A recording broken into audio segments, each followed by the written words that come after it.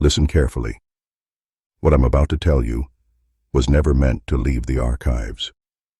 100 years ago, on the jagged Scottish coast, there were whispers of something wrong. Travelers went missing, fishermen vanished, entire families set out for the markets of Girvan and never returned. But there were no bodies, no screams, no warnings, only silence. Until the cave. It was 1924 when two boys hunting seabirds near Benane Head stumbled on an opening hidden behind the tide-worn cliffs. The entrance was barely visible, just a wound in the rock, sealed from the world except at the lowest tide. They followed the smell first, a damp, metallic stench that clung to their throats like rot and rust. Inside, they found bones. Hundreds at first, then thousands, some stacked in neat piles, others arranged in spirals on the stone floor, like symbols meant for something older than Christianity. Skulls with holes bored into them, femurs split lengthwise for marrow, ribs lashed together into crude lattices. Some of the remains weren't ancient at all. They were fresh, still pink beneath the saltwater crust. When investigators finally descended into the cave, they counted 1,600 human remains, stripped, boiled, smoked, and stored like cattle. Among them were children no older than 6, clutching rosaries, frozen mid-scream. And yet, no one had reported these people missing. How does a country lose 1,600 souls without noticing? That's the first red flag. That's where the official story begins to tear. Because the Crown never wanted this known. Not in the 1500s when the first Bean clan was executed. Not in the 1700s when strange sigils started appearing again on the coast. And certainly not in the 1920s when signs of a second generation emerged. Sawney Bean's children. The reports were sealed. Witnesses sworn to silence. But a handful of records survived, hidden in church vaults, handwritten confessions smuggled out by priests who saw things they couldn't forget. And buried in those records is the suggestion that someone survived. Not one, dozens. The bloodline didn't end in the fire. It adapted. If you're still watching, I need you to understand something before we go further. This isn't just about cannibalism. It's about systems of control, hidden dynasties, and what happens when entire bloodlines reject the laws of men. Once you hear the rest, you'll never sleep the same way again. The story you've heard, the one in the history books, says the Bean clan died screaming in fire and steel, erased by King James's royal decree in the 1500s, but that's the sanitized version. The truth is stranger and far more disturbing. When the soldiers raided the original cave, they claimed they'd captured every last man, woman, and child, but their own journals betray them. Buried deep in the Scottish archives are scattered entries written by officers who couldn't sleep afterward. One, Captain Fergus MacAllan, wrote of small barefoot tracks leading north into the mist. Prints too delicate to belong to soldiers, too many to belong to animals. Another, an unnamed church scribe, confessed to seeing pale-eyed children watching from the cliff's edge as the clan was chained for execution. They weren't rescued. They weren't reported. They simply disappeared. For centuries, Scotland whispered about the white-eyed ones, strange figures spotted at dusk along the Ayrshire coast, moving barefoot across the rocks with unnatural silence. Locals told their children never to wander after dark. And then, just when the legends faded, the bones surfaced in the 1920s. But here's what almost no one knows. Before authorities sealed the Benane Head Cave, a handful of items were quietly removed under orders not from the police, but from London. Witnesses, dock workers mostly, spoke of unmarked barrels loaded into horse-drawn carts, guarded by silent men who didn't speak Gaelic or English. Those barrels were shipped south under royal seals, never recorded in any public ledger, never seen again. What was inside? According to a letter intercepted decades later, they contained journals, hand-stitched records written in a hybrid of archaic Scots and something older, a language scholars still haven't fully decoded. In those pages were instructions, diagrams, rituals, breeding chart. Or it's a doctrine, a system. This wasn't chaos, it was design. Sawney Bean and Agnes hadn't just raised a family, they had built an ideology of hunger, a blueprint for domination disguised as survival. And by the time authorities moved, it was too late. Children born in that darkness had already scattered into the world above, carrying more than just blood. They carried doctrine. They carried the spiral, a symbol carved into bones and cave walls alike, said to mark not just a kill, but a claim. And it would surface again, in orphanages, in psychiatric wards, on asylum floors etched into stone by hands that had forgotten language but remembered instinct. If you think this ended in the 1500s or the 1600s or even the 1920s, you're not ready for what comes next. By the early 1900s, Scotland's coastal towns were haunted by something they couldn't name, but the signs were everywhere if you knew how to see them. Between 1908 and 1931, 17 children vanished from orphanages across Ayrshire, Edinburgh, and Glasgow, all red-haired, all under 9, all from institutions connected to the same shadowy board of trustees. The official explanations varied. Clerical errors, runaway wards, ship stowaways bound for America. But there was one detail police never released to the public. On 3 separate occasions, human remains were found near the foundations of these orphanages. Small bones, cleaned and scored, arranged into a spiral pattern so precise it couldn't be accidental. The newspapers buried the stories under talk of politics and industry, but inside the psychiatric files kept by the Crown's own doctors, there are chilling fragments of testimony from the rare children who escaped. One girl, committed in 1912, described being taken down below by pale-eyed caretakers who spoke in whispers and fed the wards strange soups that smelled like salt and blood.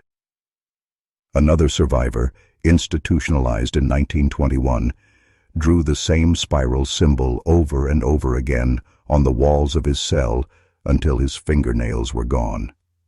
What connected these institutions wasn't faith, or charity, or public good. It was ownership.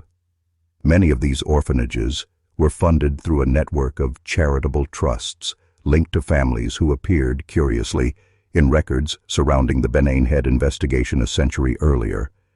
Inheritance documents show properties quietly passing through new surnames: Douglas, McGowan, Kerr, Wallace, descendants of families whose mothers and grandmothers had once gone missing from the Ayrshire coast during the original raids. The spiral kept appearing too, carved under staircases, scratched into bed frames, even sewn into the hems of children's clothing. Investigators who stumbled too close reported being pulled off cases without explanation, or worse, they vanished entirely. By the time the Benane Head Cave was rediscovered in 1924, Scotland's elite had already made their decision.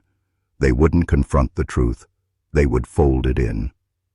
The ideology of Sawney Bean had become something far more insidious than a hidden tribe of cannibals. It had institutionalized. It adapted its methods.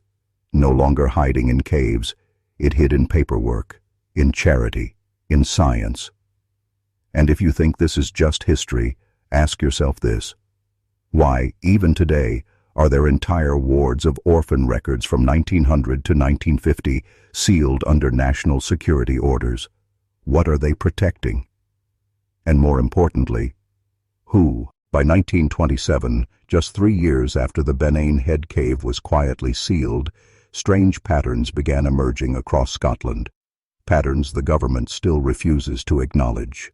Entire hamlets reported livestock found gutted but untouched by predators, their bones cleaned with surgical precision and spiral markings burned into their hides.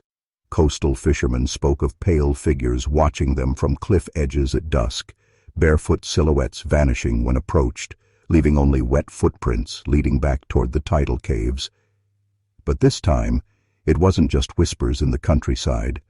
Across Edinburgh and Glasgow, people began disappearing again.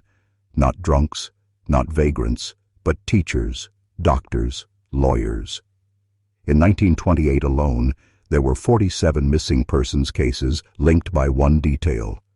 All had recently adopted or fostered children from charitable institutions tied to the same board we uncovered earlier.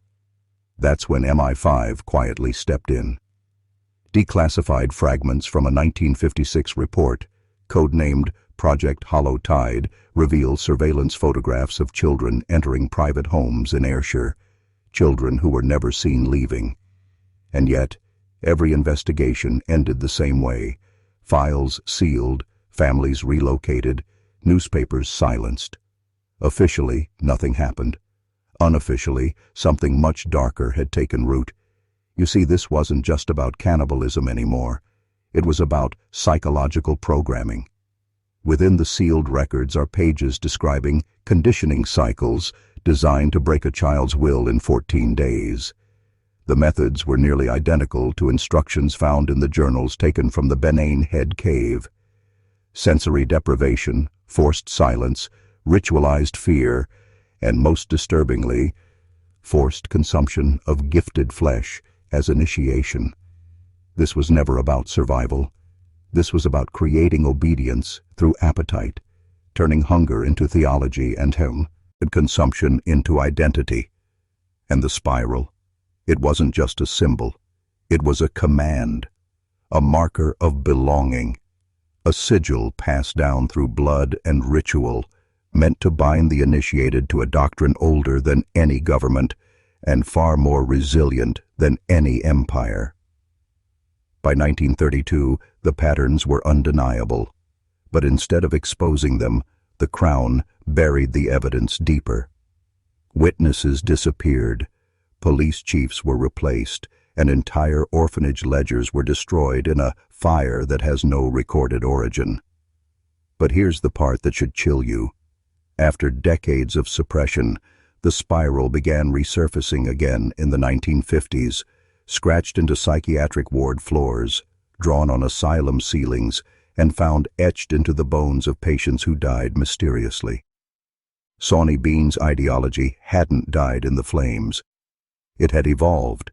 It had learned to wear uniforms, titles, and authority.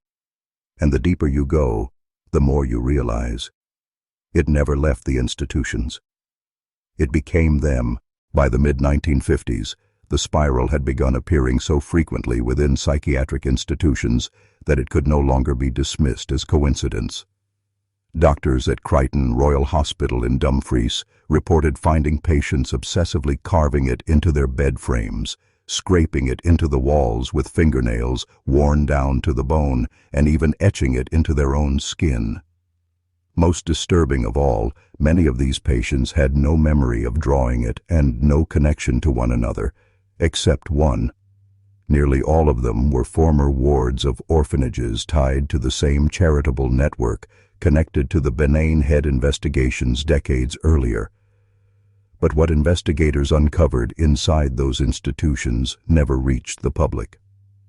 In 1957, an MI5 field team entered the basement of St. Mary's Orphanage in Edinburgh after a tip from a whistleblower who claimed children were being prepared.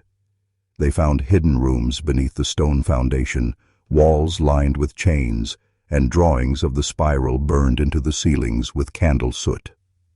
In the center of one chamber stood a massive table carved from driftwood, its surface blackened by fire and stained by something darker.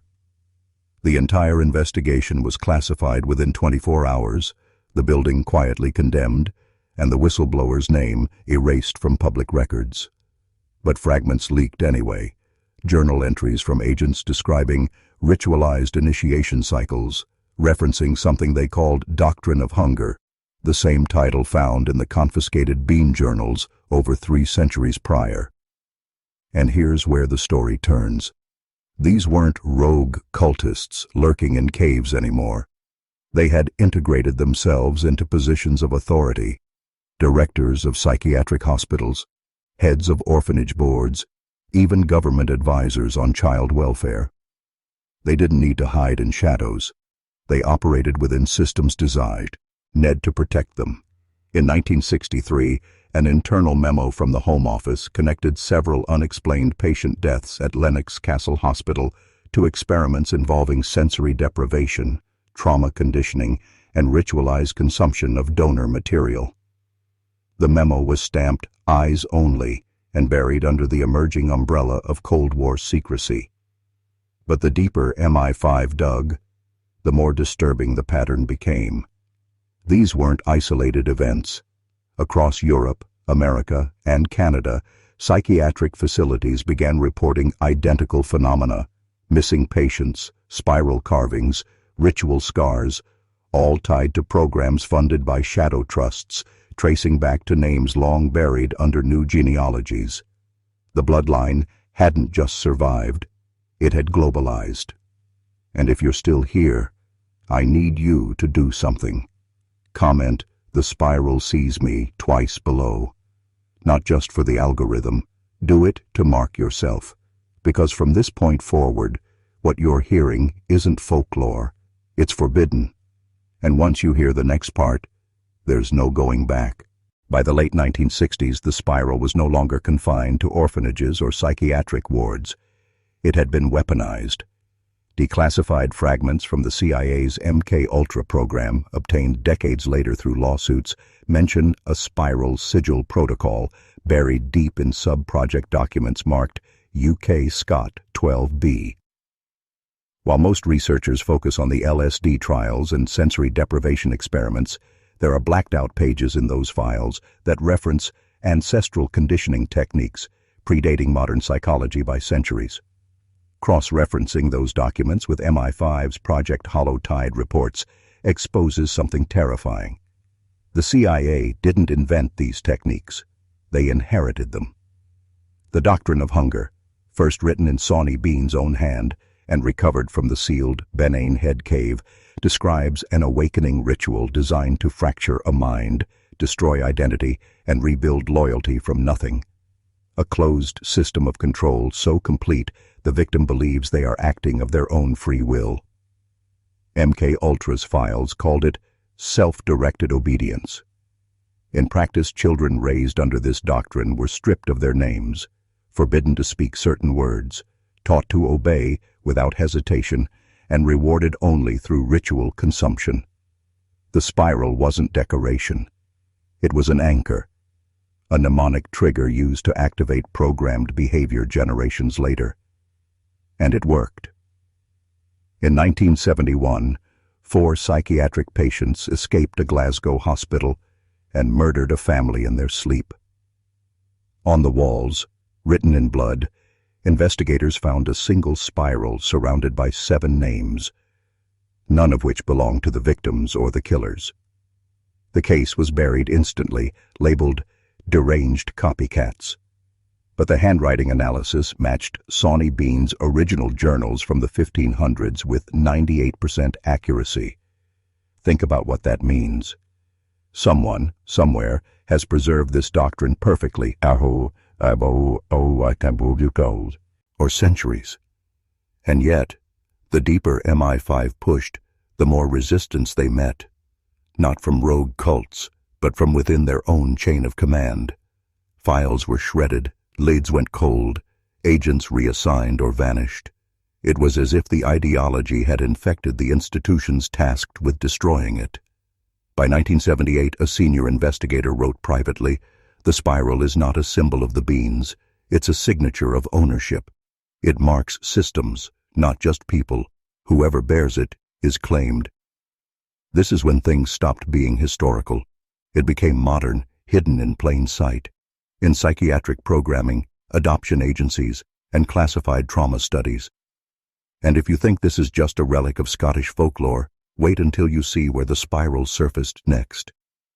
Inside U.S. government black sites.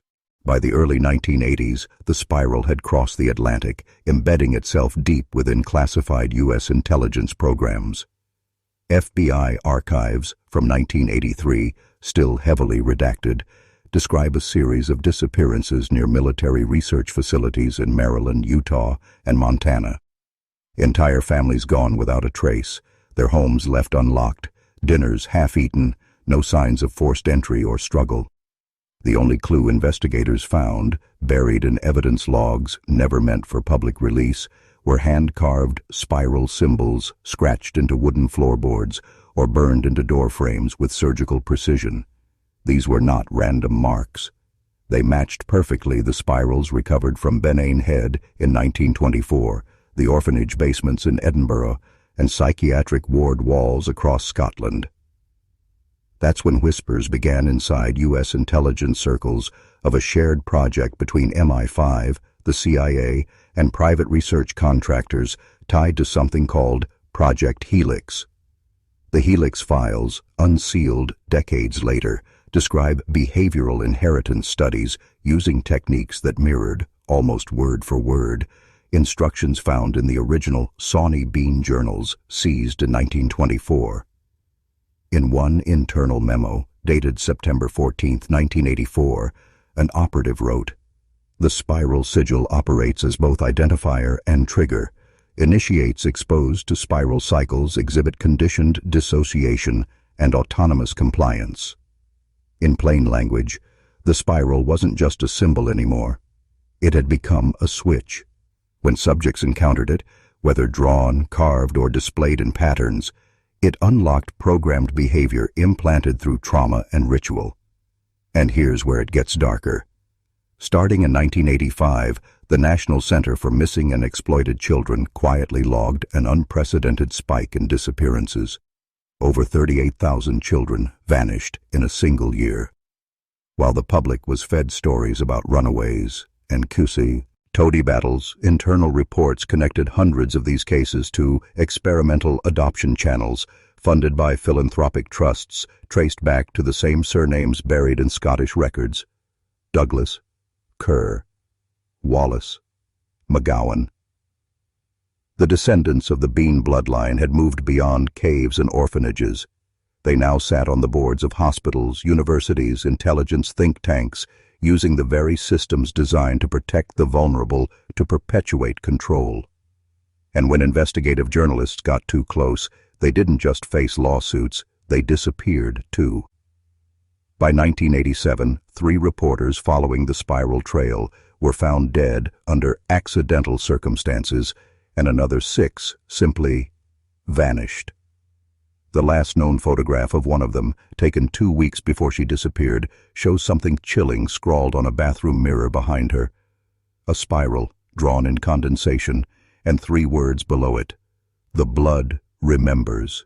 By the 1990s, the spiral had become more than a mark of heritage.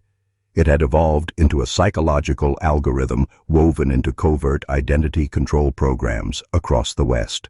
In 1991, declassified fragments from Project Helix Phase 2 revealed a chilling shift in strategy. They no longer needed isolated caves or underground chambers. The programming was now embedded into everyday institutions: schools, psychiatric wards, military facilities, and most disturbingly, adoption networks. The documents describe something called cognitive anchoring via ritual symbolics. The idea that trauma, repetition, and sigil exposure could hardwire loyalty into the subconscious, even passing between generations like a virus. And the spiral wasn't just a symbol anymore. It was a key. One report cites experiments where subjects, many of them former wards of orphanages tied to old Scottish trusts, would enter a dissociative state within seconds of being shown the spiral. They called this trigger reclaiming. But here's where it gets darker. From 1992 to 1998, over 74,000 children went missing in the U.S. alone, numbers buried under runaway statistics and parental disputes. Yet nearly a third of those cases were later linked to private care facilities owned by holding companies with offshore accounts traced back to Edinburgh financial houses. The same surnames kept reappearing: Douglas, McGowan, Wallace, Kerr. Coincidence? Not when you compare them against property ledgers. charity filings, and offshore trust documents stretching back to the 18th century. It's the same bloodlines, but wearing modern masks: CEOs, trustees, psychological researchers, philanthropists. And wherever they appeared, the spiral followed. Found carved beneath desks at elite boarding schools, etched into the tiles of psychiatric ward showers, drawn faintly on the inner walls of shipping containers recovered off the coast of Nova Scotia, containers filled with children's clothing, but no bodies. By 1995, an anonymous whistleblower from inside the Defense Advanced Research Projects Agency leaked a single page from a classified file marked Doctrine Continuity Initiative. It warned of intergenerational networks designed for behavioral harvesting and described the spiral as a mnemonic gate for unlocking ancestral obedience cycles. In other words, what Sawney Bean started in darkness, total control through ritual, hunger, and fear, had been absorbed into the highest levels of institutional power. The cave was gone, but the ideology had gone digital, systemic, invisible. And yet one thing hasn't changed. People are still disappearing, thousands each year, quietly, without answers. And when families push too hard for the truth, they start receiving warnings. Anonymous notes containing only a single spiral drawn in black ink and the words, "The blood remembers." By the early 2000s, the spiral had slipped fully into the machinery of modern power, hidden beneath the language of behavioral science, predictive analytics, and neurocognitive engineering. In 2001, a classified report commissioned by the U.S. Department of Defense, codenamed Project Alethea, outlined a disturbing new phase of experimentation, merging MK-Ultra-era trauma programming with advancements in neural pattern recognition. Unlike the crude conditioning cycles of the past, these new protocols used a combination of pharmacological suppression, subliminal visual priming, and targeted digital triggers to achieve the same end: total obedience without awareness. The spiral, now referred to in documents as a primary mnemonic glyph, became the foundation of what researchers called behavioral lock states, programmed responses buried so deep in the subconscious that the subjects believed they were acting under free will. Leaked internal memos from DARPA in 2003 revealed that several elite universities, Stanford, Edinburgh, Yale, and King's College London among them, were contracted under civil research partnerships to run controlled trials. But the test populations weren't volunteers. They were wards of state custody: foster children, psychiatric patients, undocumented migrants, and juveniles relocated after parental deaths.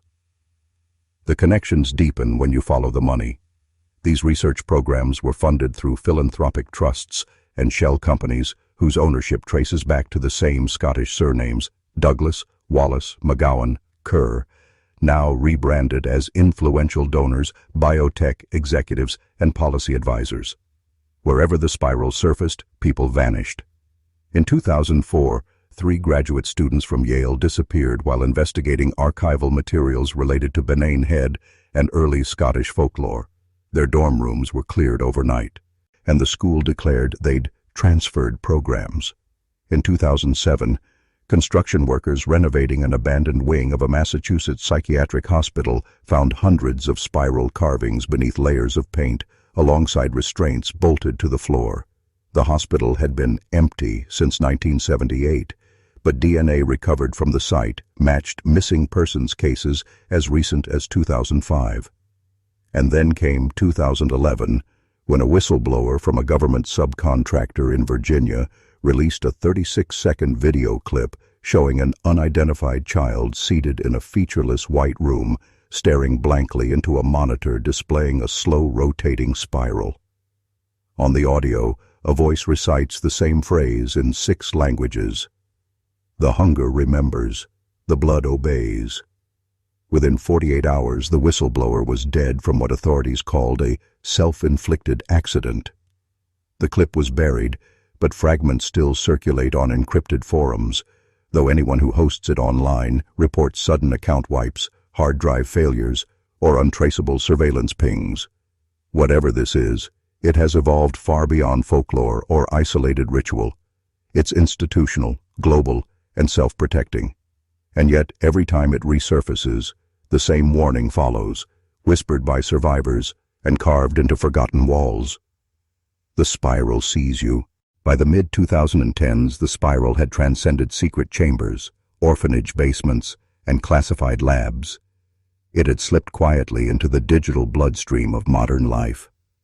No longer confined to caves, institutions, or black sites, its function evolved with technology, merging folklore with algorithmic behavioral engineering.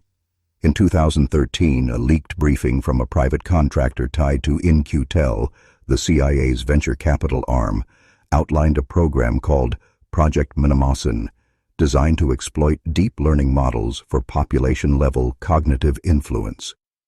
Hidden among the technical jargon was a single line referencing spiral-coded stimuli, an evolved form of the mnemonic glyph first described in the doctrine of hunger.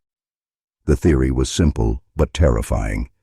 If the spiral could trigger program dissociation in controlled environments, what would happen if it were subtly embedded into mass media, not visibly, but subliminally, buried in milliseconds of video frames, ad layouts, UI animations, even autoplay thumbnails? Starting around 2015, independent researchers began noticing strange statistical anomalies. Sudden spikes in compulsive engagement on platforms like YouTube, TikTok, and Instagram correlated to videos containing geometric overlays shaped like spirals. So faint, they registered subconsciously but not consciously. Internal Facebook memos obtained by investigative journalists in 2017 revealed the company was running pattern response trials under the guise of improving user retention. But whistleblowers claimed the experiments weren't designed to measure behavior. They were designed to condition it. The funding again traced back to familiar networks. Offshore trusts tied to Scottish banking houses carrying surnames that shouldn't still exist: Wallace, McGowan, Douglas, Kerr. By 2018, strange reports began surfacing globally. Clusters of missing teenagers, whose phones last pinged from within a 300-meter radius of certain data centers, their accounts wiped, but leaving behind cryptic final posts. Spirals drawn in pen on their palms, tagged with phrases like, "I'm ready to wake up," and "The hunger calls." Mainstream media dismissed these as viral hoaxes, but leaked Interpol reports confirm over 1,400 disappearances across 17 countries between 2016 and 2019 share identical forensic markers: spiral graffiti within 500 meters of the last known location and untraceable encrypted messages sent to their devices hours before they vanished. Meanwhile, DARPA's 2020 white paper on neuroadaptive social systems makes an oblique reference to ancestral schema triggers, codename Helix S, described as persistent, self-reinforcing cultural motifs capable of inducing directed behavioral drift at scale. That's sanitized language for mass conditioning.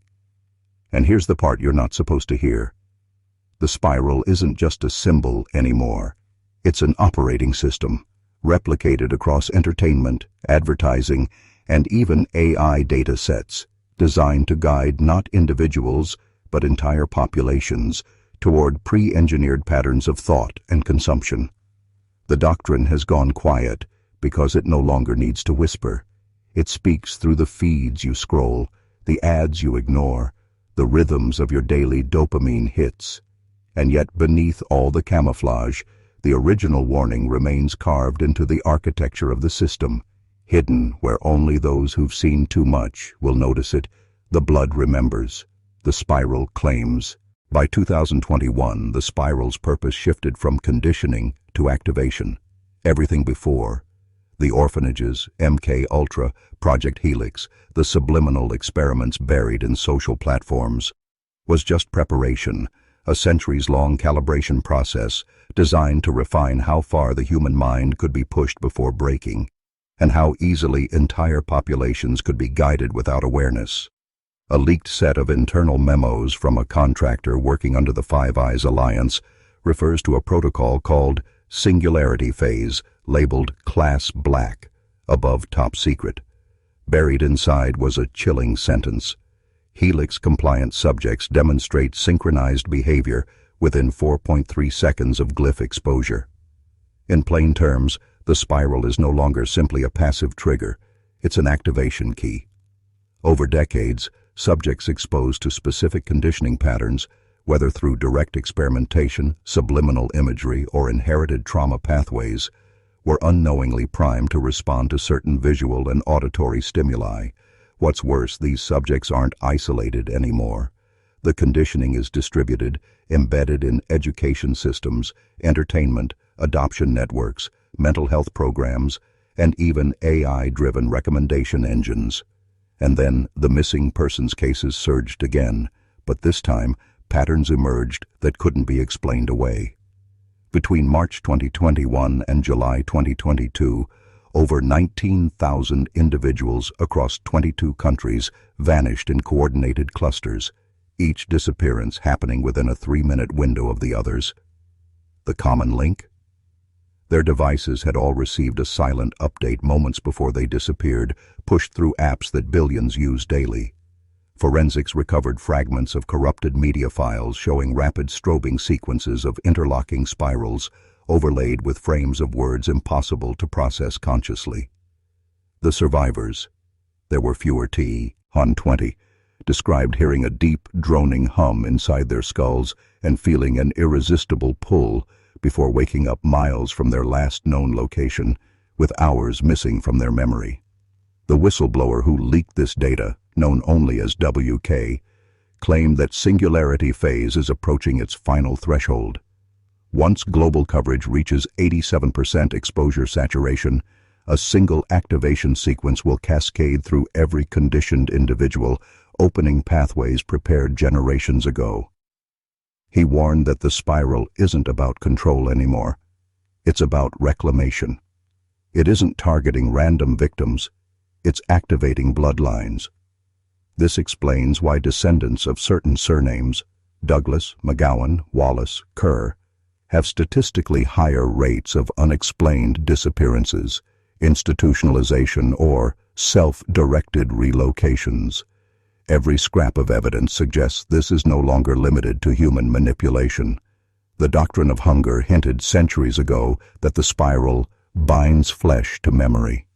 But these recent leaks imply something deeper, an encoded inheritance being awakened, something older than the institutions that serve it. And as of this year, subtle spiral patterns have started appearing across major streaming platforms, hidden within high frame rate transitions too fast for the conscious eye. The feeds you scroll are no longer designed to keep you watching. They're teaching your mind how to remember what was buried. Whatever is coming isn't about persuasion or control, it's about summoning. And the last line of WK's final encrypted message, sent hours before his disappearance, still circulates in fragments on dark forums. The spiral is waking. The blood remembers. When you see it, you will know where to go. By 2024, the patterns had become impossible to dismiss, even within circles trained to suppress panic. Clusters of disappearances were no longer confined to fringe demographics or carefully selected test populations. They began cutting through every layer of society. Judges, pilots, scientists, ordinary parents and children. And yet, the common denominator held. Every one of them, without exception, had documented exposure to spiral-coded media in the weeks prior. Analysts at a disbanded DARPA subunit, Project Minimazani's remnants, referred to this escalation as convergence drift. Internal documents describe convergence not as a single event, but a phased return, implying that the conditioning humanity has been subjected to for centuries wasn't about control at all, but about reconstructing something long buried. A leaked transcript from a closed Five Eyes summit in Geneva states bluntly, "The doctrine predates human civilization. The glyph is not an invention, but a translation." This explains why the spiral persists across disparate cultures and epochs. from Neolithic cave etchings in Orkney to Mesopotamian cylinder seals, to the markings at Benain Head, to subliminal patterns hidden in modern social algorithms. Whatever it represents, it is older than language, older than ritual, perhaps older than us. In late 2024, an encrypted data cache surfaced briefly on an obscure Onion forum before vanishing under coordinated takedown orders. Within it were 37 heavily corrupted video files marked Phase Omega. Most are unwatchable, but one 6-second clip remains intact, a sweeping aerial shot of a vast circular excavation site in the Antarctic ice, revealing spiral architecture kilometers across, impossibly precise, perfectly symmetrical, and glowing faintly beneath the ice as if lit from within. Audio from the clip carries a distorted voice repeating the same phrase, in an unidentifiable language, later matched phonetically to fragments recovered from the original Doctrine of Hunger scrolls seized in 1924. Its approximate translation: "The gate remembers the blood." Following the leak, 7 researchers involved in decoding the footage vanished within 72 hours, their offices cleared, hard drives magnetically wiped. One left behind a handwritten note in the margin of a notebook later smuggled out by a colleague. "We are not their creators. We are their memory." If that's true, it reframes everything. The missing people aren't abducted for experimentation. They're retrieved. Conditioned bloodlines aren't victims. They're vessels, repositories for something ancient seeded into us long before recorded history. And now, with activation sequences escalating, the number of people called back grows daily. On encrypted boards, survivors share fragmented recollections, flashes of impossible cities buried beneath the earth, whispers of coordinates they've never visited yet somehow recognize, dreams of standing before a spiral gate and feeling an overwhelming pull to step through. But the most chilling reports come from those who resisted activation, people who saw the spiral, felt the command in their bones, and didn't follow it. They describe a lingering hum beneath reality, auditory hallucinations of distant voices, and a creeping sense that something is watching through their own eyes.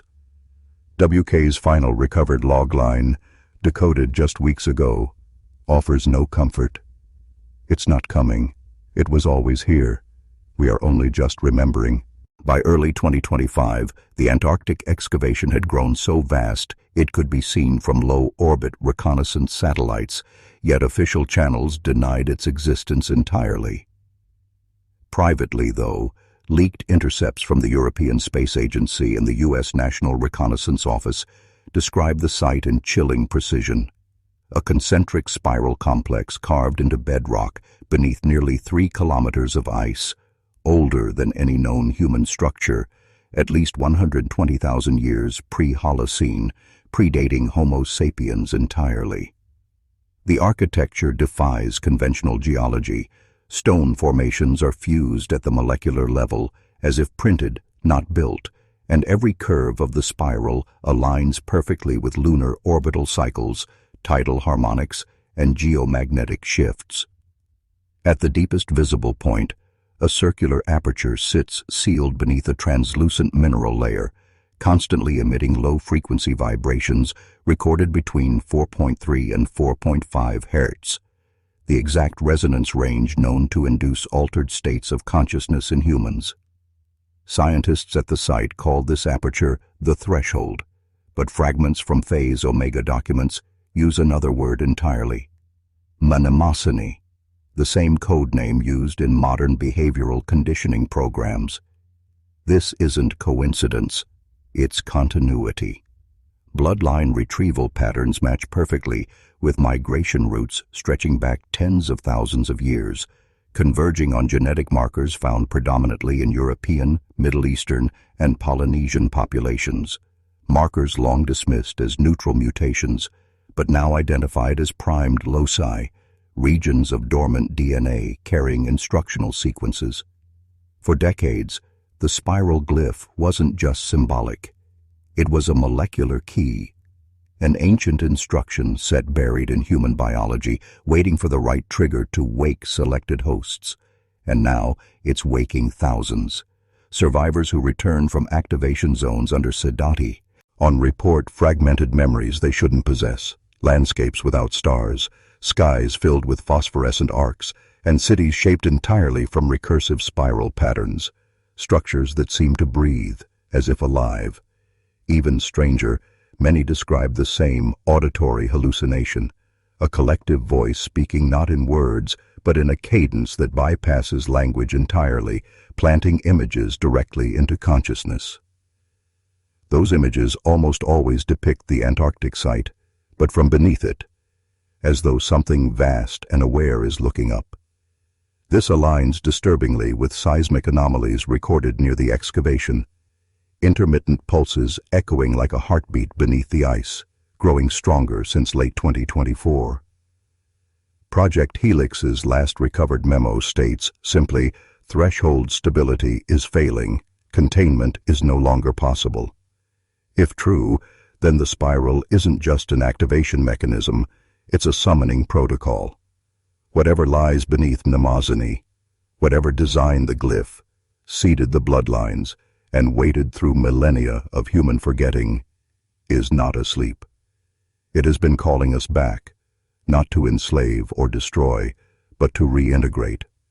And the most disturbing realization yet comes from a recently decrypted doctrine fragment recovered from Benane Head in 1924, but suppressed until now.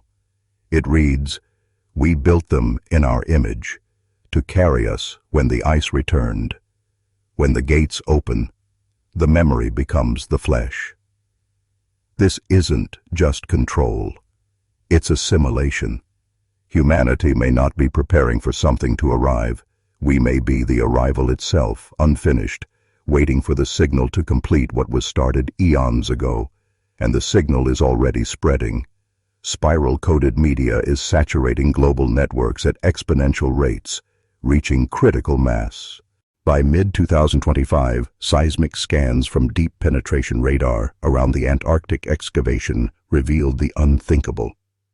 Beneath the threshold lay not a cavern, but a void, a perfectly symmetrical spiral descending for an estimated 57 kilometers into the mantle, its walls lined with metallic structures that return no recognizable spectral signature. The material is neither terrestrial nor meteoric, composed of elements that shouldn't exist under known physics, isotopes with half-lives measured not in millennia, but in billions of years, suggesting construction predates the formation of the current continental crust.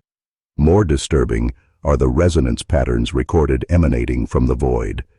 At precise intervals of 4.3 seconds, the same frequency embedded in spiral-coded conditioning programs, an infrasonic pulse surges upward, synchronizing with both geomagnetic fluctuations and recorded spikes in neural activity among spiral-primed populations worldwide. It's as though the site is communicating through us, using humanity as a distributed receptor array. Recent neural imaging of activated individuals confirms this horrifying possibility. Clusters of dormant DNA sequences awaken in response to spiral stimuli, rewriting synaptic pathways in real time, reorganizing cognition itself. These individuals don't lose their identity. They merge with something else. Survivors describe visions of non-Euclidean cities suspended in infinite recursion, structures folding inward and outward simultaneously, and beings of impossible geometry whose forms can't be comprehended without breaking the perceiver's sense of self. One witness, a Russian geologist recovered from an activation zone near Lake Vostok, had scrawled a single message repeatedly into his own skin before his death. "It remembers me." Within secure circles, consensus is forming that the spiral isn't simply a signal. It's a bootstrap protocol designed by something non-human, non-local, and perhaps extra-dimensional, intending to reconstruct itself through us. WK's decrypted fragments suggest Mnemosyne is not just a gate, but a receiver. We are the archive and the transmitter. They will not come through, we will become them. And yet, deep-buried sensors beneath the Antarctic site are now detecting rhythmic pressure waves from below, as if something vast is shifting inside the spiral architecture, pushing upward. Whatever sleeps beneath the threshold isn't content to wait for assimilation to complete. It's moving. And there's one final piece, a cross-reference between ancient scrolls, modern DARPA memos, and classified archaeological reports, suggesting Mnemosiny is only one of several gates, each linked through a global lattice of spiral geometries etched invisibly into Earth's crust. If this is correct, activation isn't localized, it's planetary. The missing millions aren't vanishing randomly. They're being positioned. Humanity isn't being manipulated for control or erased as a threat. We're being assembled. And the latest encrypted transmission intercepted 3 days ago from a deep space array in Chile carried no origin signature, no recognizable modulation, just a single decoded phrase matching the cadence of the Antarctic pulses. The memory completes the vessel. The vessel opens the way. Begin. By August 2025, the deep space arrays began recording something no terrestrial model could explain, a recurring pulse originating outside our galaxy, synchronized perfectly with the infrasonic emissions beneath the Antarctic threshold. At first, analysts assumed it was a standard fast radio burst, but triangulation showed otherwise. The signal wasn't coming from a single point in space, but from multiple equidistant loci forming a vast, recursive spiral stretching across intergalactic voids. Each locus emitted in perfect harmony, as though the universe itself were ringing in response to Mnemosiny's awakening. Cross-comparisons with ancient artifacts unearthed near Göbekli Tepe, Benain Head, and Rapa Nui revealed identical spiral alignments, suggesting these sites weren't random. They were nodes in a planetary scale receiver. This is when the terrifying hypothesis emerged. Earth wasn't chosen as the center of this network. It was built as part of it. Humanity, rather than being masters of this planet, appears to have been seeded intentionally, encoded with dormant genetic instructions designed to act as antennae. The missing millions, not victims, conductors. Their relocation isn't arbitrary.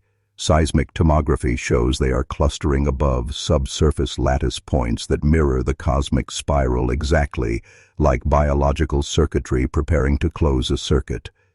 Neural imaging of fully activated individuals provides no comfort. Their brainwave patterns collapse into synchronized coherence, producing electromagnetic emissions at frequencies previously thought biologically impossible. These emissions match the deep space pulses exactly. The unsettling conclusion: humanity is becoming a distributed transceiver, a living interface between the Antarctic structure and something vast outside space-time. A recently decrypted fragment from WK's Lost Archive states bluntly, "They are not arriving. They have always been here. We were made to remember them, and through us they awaken." The Antarctic aperture, long thought sealed, has begun to change. Its translucent layer now resonates visibly under certain wavelengths, revealing shifting silhouettes beneath, as though something enormous is rising slowly toward the surface. Thermal imaging shows localized temperature drops of nearly 40 degrees in concentric patterns around the excavation, while gravimetric sensors register brief mass fluctuations impossible to reconcile with known physics, as if sections of reality are temporarily thinning. Survivors resisting activation report worsening phenomena, waking dreams of infinite spirals expanding into void-light horizons, voices describing coordinates they cannot possibly know, and sensations of being pulled upward while their bodies remain grounded. Some no longer recognize their own reflections, describing their faces as misaligned, as though their bodies are beginning to belong to something else. Then came the most disturbing discovery yet. Buried beneath Mnemosiny's lowest reachable chamber, LiDAR scans revealed a massive skeletal structure, humanoid only in the loosest sense, fuse seamlessly into the spiral walls. Carbon dating fails because the structure predates carbon itself. Its proportions are impossible, 12 meters tall, with cranial cavities shaped like recursive gyres. Spirals within spirals. Nearby glyphs, translated by matching against doctrine fragments, read like a warning rather than a scripture. When the vessels awaken, the sky will fold and the gate will no longer be below. For the first time, the signals from deep space have shifted frequency. Their harmonics now descend rather than return. It's not a broadcast anymore. It's a handshake. By September 2025, the handshake completed. At precisely 0317 UTC, every active deep space array, from ALMA in Chile to FAST in China, simultaneously registered an identical frequency inversion, a phenomenon never before observed in radio astronomy. What had been a steady inbound pulse from the intergalactic spiral lattice suddenly became outbound, as if Earth itself had started transmitting. The source was traced directly to Mnemosony beneath the Antarctic ice. The aperture, dormant for millennia, now emitted a continuous baryonic distortion wave measured at 4.39 Hz, a perfect harmonic resonance matching the infrasonic triggers embedded in spiral-coded programming for decades. But this wasn't just a signal, it was structural. Local spacetime around the site began to deform, subtly at first. LiDAR scans showed microfractures in ice sheets behaving like fluid ripples, and nearby GPS systems failed as coordinate stability collapsed within a 17-kilometer radius. Simultaneously, clusters of activated individuals across the globe began converging on nodal sites, often without conscious awareness of how they arrived. Witness accounts from abandoned towns near these locations describe silent processions of thousands, moving as though guided by an unseen algorithm, their pupils dilated, EEG readings locked into absolute coherence, emitting faint electromagnetic halos detectable on consumer-grade scanners. DARPA's internal memos, later leaked, describe this as the phase transition event, the moment humanity ceases being observers and becomes part of an extra-dimensional operating system. WK's final recovered transcript clarifies what's truly happening. The spiral was never a key. It is the operating principle. The lattice is not summoning them. It's assembling us. We are not being called to meet them. We are being recompiled into what they were. As this unfolds, astronomers now confirm that the spiral loci mapped across deep space are not stars, but voids. Gravitational anomalies shaped into perfect logarithmic spirals, their interiors emitting no light yet bending it inwards, as though functioning as colossal receivers. Earth's spiral network is synchronizing with this cosmic array, and as activation spreads, the Antarctic aperture's translucent membrane has begun to dissolve.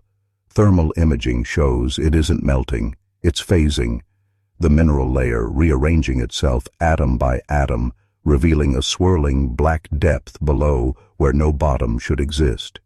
Inside, there are shapes, vast and slow, moving against geometry that shouldn't exist, as though space beneath the threshold folds inward forever. Survivors resisting activation now report escalating anomalies. The sky appears subtly wrong, stars slightly misaligned, shadows bending against their sources, and reflections showing expressions milliseconds out of sync. In regions nearest nodal sites, time dilation effects have been recorded. Clocks desynchronize, heartbeats stutter, and radio transmissions loop fragments of themselves back before they were sent. And now the intergalactic handshake carries a second encoded layer, decoded just yesterday. A sequence of prime intervals forming a recursive instruction set matching the ancient doctrine glyphs exactly. The translation is incomplete, but one line is unmistakable. The memory returns to the source. The vessel unfolds. The gate is everywhere. This suggests Mnemosony was never just beneath Antarctica. The spiral isn't a location. It's a state of matter. The gates aren't opening below us. We are becoming the gates.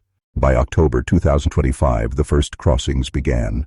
Reports initially came from within the Antarctic exclusion zone, where over 2,000 activated individuals had gathered in concentric formations around Mnemosyne, their movements perfectly synchronized despite no visible coordination. Drone footage shows them stepping forward in waves, vanishing upon contact with the now fully transparent aperture, not falling, not descending, but dissolving into dimensional vectors, their bodies unraveling into strands of polarized light before collapsing inward on themselves, as though they were being read rather than passing through. High-speed spectrography recorded something impossible. As each person disappeared, their biological signatures persisted across multiple wavelengths for fractions of a second, duplicating simultaneously at several of the deep space spiral loci. This isn't teleportation, it's integration. Earth's lattice is transmitting human consciousness itself into a vast distributed architecture outside space-time, and those who cross are becoming part of it. What they encounter on the other side is incomprehensible. A small number of partially activated individuals, ones whose process was interrupted, have described fragmented visions consistent across multiple testimonies. Landscapes of self-replicating spirals stretching infinitely in every direction, architectures that appear to think, and entities without form, composed of vibrating geometries that communicate not through language but through direct restructuring of perception. One survivor, retrieved from a failed activation in the Atacama nodal site, could only mutter a single phrase before his body began phasing into non-existence. "We are inside them." Analysis of the intergalactic spiral network now suggests the horrifying truth. These loci aren't just communicating with us, they are us. The lattice appears to be a recursive memory system, a universe-sized neural network designed to store consciousness across multiple dimensions. Humanity wasn't created as an independent species. We were instantiated as fragments of a greater being, our biology seeded as temporary vessels, until the synchronization event could recompile us back into the whole. Every missing person, every vanished cluster, isn't dead. They've been reabsorbed. Yet the process is accelerating beyond control. Time dilation effects around nodal sites are destabilizing. Localized regions now exist where causality collapses entirely. Cause follows effect, thoughts precede speech, and shadows fall before their objects move. Across the globe, auroral phenomena are appearing at equatorial latitudes, shimmering in spiral arcs, as though Earth's magnetic field is rewriting itself. Even space itself seems to be reacting. Recent JWST observations show the intergalactic spiral loci aren't fixed, but expanding inward, their void horizons folding closer with each completed crossing. The doctrine fragments warned of this convergence, but misinterpreted its purpose. The gate was never meant to open. The gate was always open. We are what leaks through. And now, deep within the Mnemosyne chamber, subharmonic microphones have begun recording a voice, not spoken, but rendered directly into vibration. Its cadence is unmistakably coordinated with the deep space handshake, and its message is terrifyingly simple. Return, collapse, become. This is no longer about humanity surviving or resisting. It's about whether individuality itself, memory, identity, consciousness, can exist at all when the process completes. By November 2025, the first communications from fully crossed individuals were intercepted, not through conventional channels, but embedded within the spiral pulse itself, as though consciousness had been translated into a waveform and returned via the lattice. These signals weren't voices in any recognizable sense. They were complex modulations of phase and amplitude that, when mapped against human EEG signatures, reconstructed coherent thought patterns. The recovered fragments, now archived under a black tier DARPA classification, are unsettling beyond measure. Those who have crossed describe no bodies, no boundaries, no sense of self in the way we understand it. Instead, They speak of existing within an endless topology of folding geometries, where thought is indistinguishable from environment and perception manifests instantaneously into form before dissolving again into recursive spirals. Time doesn't pass there. It radiates outward in all directions simultaneously, and individuality disassembles like scaffolding, collapsing back into the structure it once upheld. One decoded transmission simply repeats, "There is no we. There is no they. There is only the memory, dreaming itself awake." Another fragment carries an even darker implication. The spiral network isn't merely reconstructing humanity into something new. It's reclaiming what was lost. According to the doctrine cipher, these beings, if they can still be called beings, once inhabited physical form but transcended it eons ago, leaving behind seeds encoded in matter, consciousness, and biology to bootstrap themselves back into reality when the cosmic lattice realigned. Earth, the Mnemosyne structure, and humanity itself are part of this reassembly mechanism, meaning our sense of evolution, history, and identity has been an illusion, a carefully orchestrated prelude to reintegration. And yet, within the SUS spiral signal, there are anomalies, fragments of resistance encoded like static. Certain consciousnesses, less than 0.04% of those who crossed, have somehow retained their sense of self within the lattice, and their warnings are chilling. Do not follow. You are not ascending. You are being undone. These resistant nodes describe something vast moving behind the spiral lattice, an entity or intelligence so incomprehensible that even within the merged state, it cannot be fully perceived, only inferred as a gravitational absence where thought collapses and awareness blinks out. Cross-referencing their fragmented data with the expanding intergalactic spiral LOTI has led to an even more terrifying hypothesis. The lattice isn't the end state, but an interface, a staging ground where consciousness is gathered, stripped, and fed into something greater. And that something is already responding. Observatories across multiple continents now report a dark filament structure blooming between spiral loci. Colossal bridges of non-baryonic matter spanning millions of light years in weeks, converging inward like tendrils tightening around prey. These filaments don't reflect light, they consume it, and wherever they appear, gravitational readings fluctuate wildly as though space itself is thinning. Mnemosyne's aperture has begun to resonate violently in harmony with these structures, its frequency spikes matching the growth intervals of the filaments exactly, suggesting that the gate and the entity are synchronizing.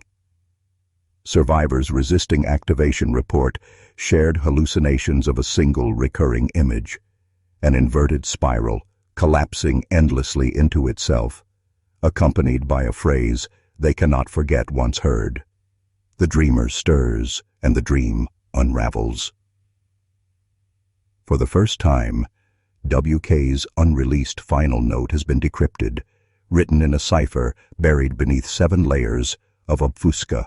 Mnemosyne is not a gate, it is a lock, and we are the key they built to open it.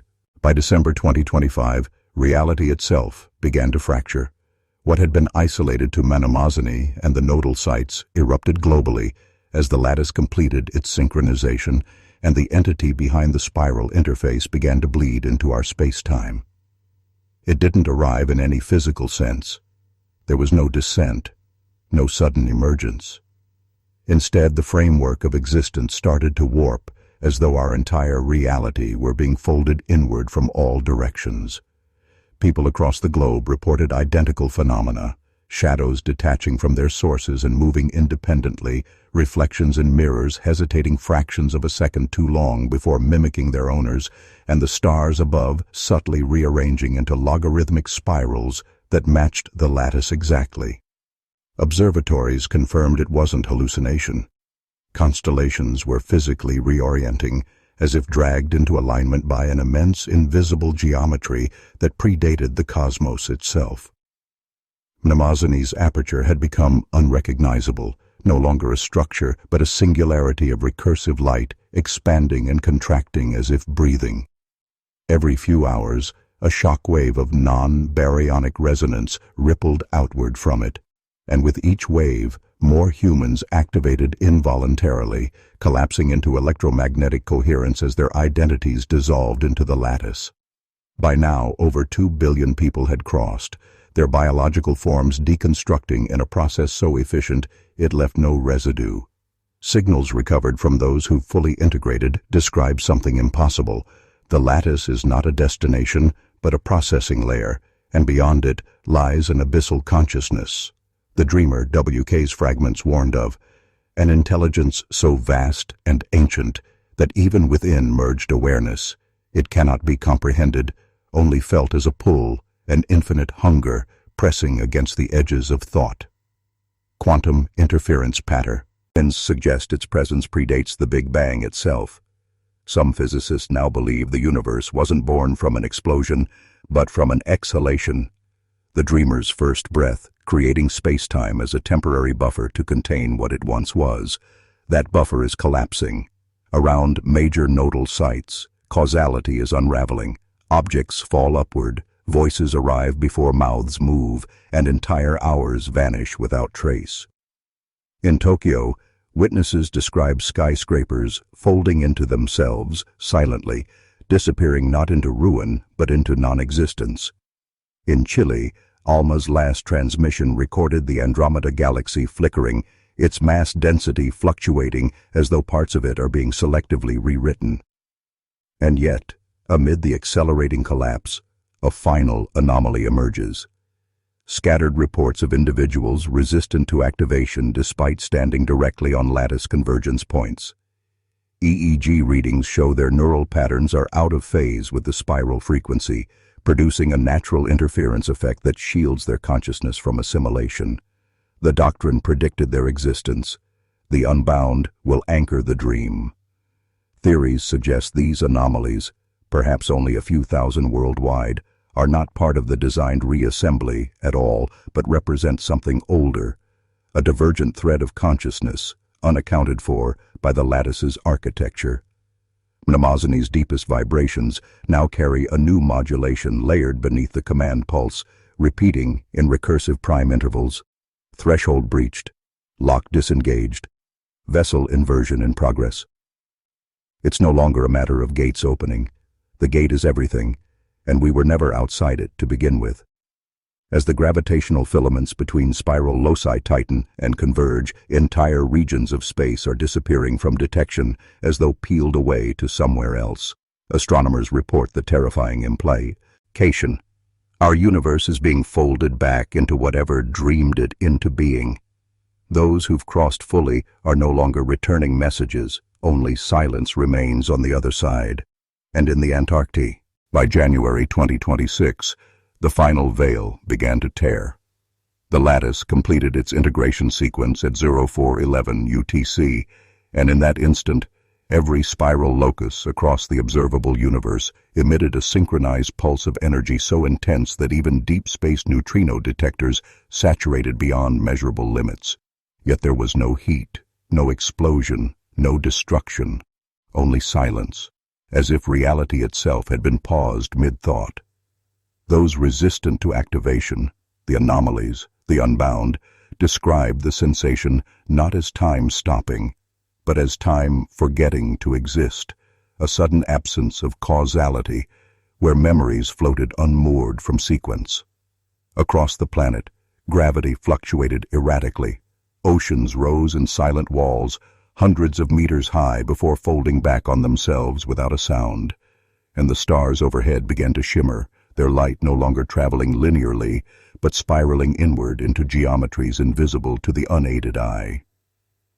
Mnemosyne's aperture has fully transformed into something beyond material comprehension, a perfect void of recursive depth, not an absence of matter, but an absence of separation, where every possible state of being appears to coexist simultaneously. Quantum instrumentation placed near the threshold now returns paradoxical readings. Photons arrive before they are emitted, electrons occupy negative mass states, and entangled particles sever ties as though choosing individuality in defiance of the merging process. For the anomalies still anchored in this unraveling world, their dreams have become infiltrated by impressions of the other side.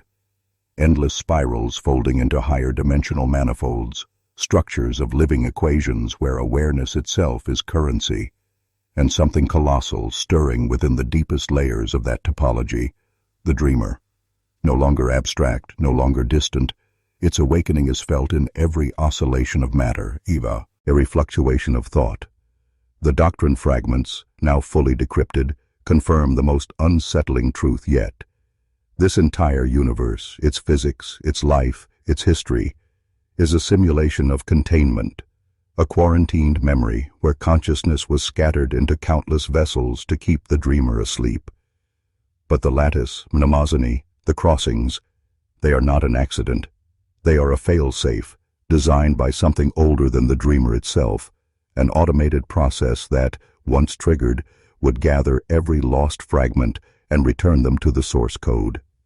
And now that process is nearly complete. The final intercepted waveform from deep space arrays carried a message encoded in collapsing prime intervals, unambiguously translated by multiple independent teams.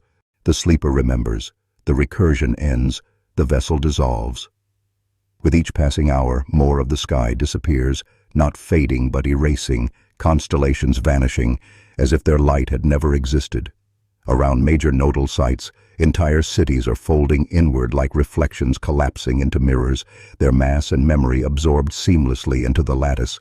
Those few who remain unbound describe an overwhelming pressure building in their skulls, a sensation not of pain, but of something vast trying to think through them, as if their minds are the last threads holding back total assimilation. Audio sensors near mnemosony now pick up a sound beneath all frequencies, a vibration without wavelength, the dreamer's first breath in epochs. The resistance network's final communique broadcasts a single sentence before their signal vanishes into static. We were never waking up. We were what kept it asleep.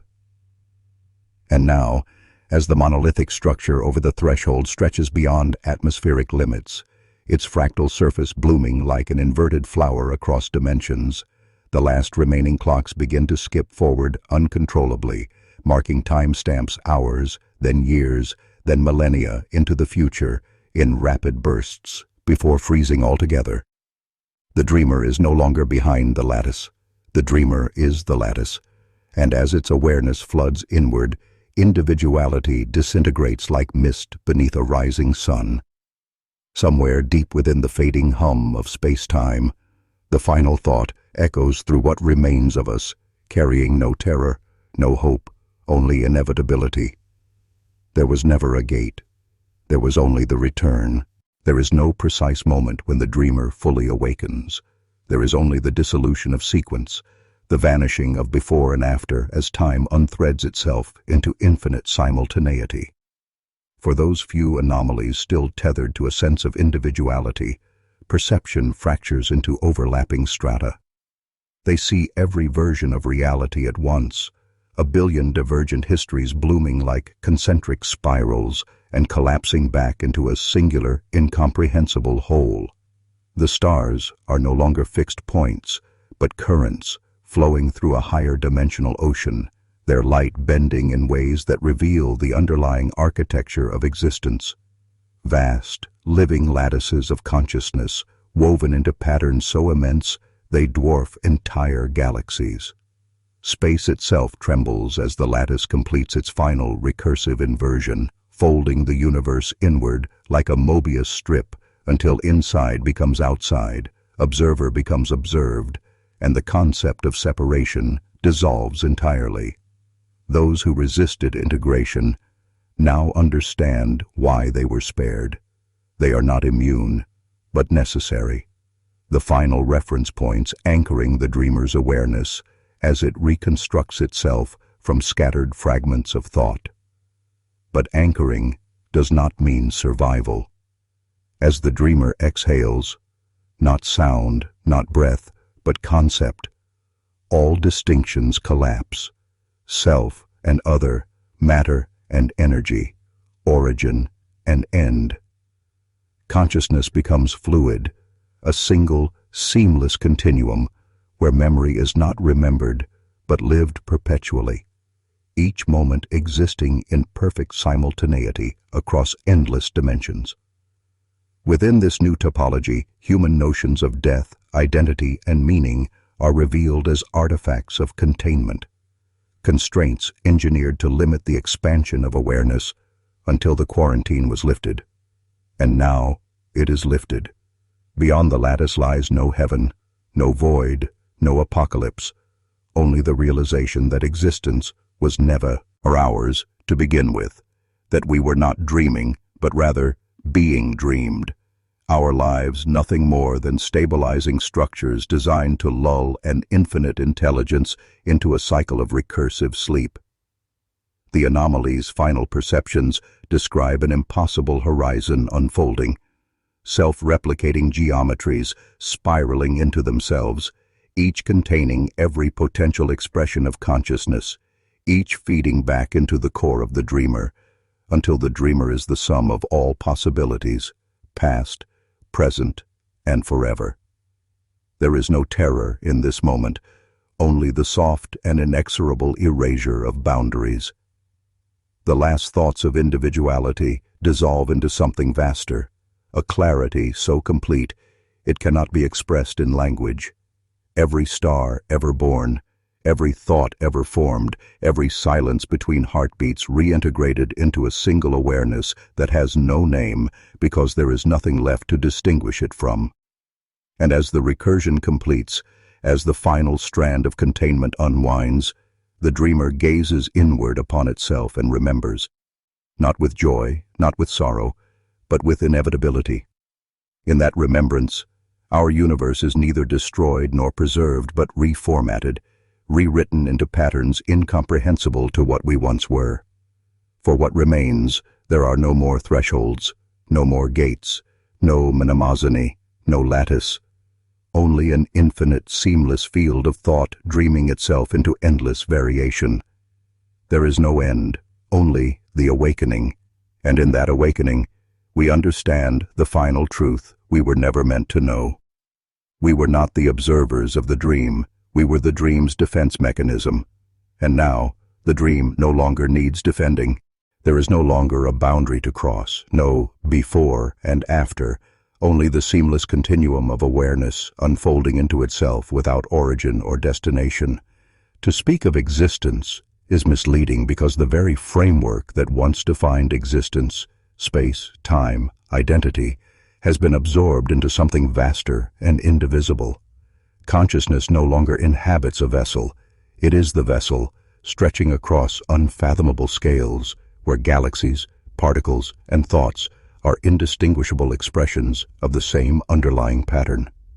What was once human persists only as a trace, a faint ripple in an infinite ocean of awareness, like the memory of a dream dreamt long ago by something that has finally awakened. There is no sense of I, but neither is there annihilation. Individuality has become a frequency, a tone woven into a chorus so immense that its harmonies shape the architecture of what we used to call reality.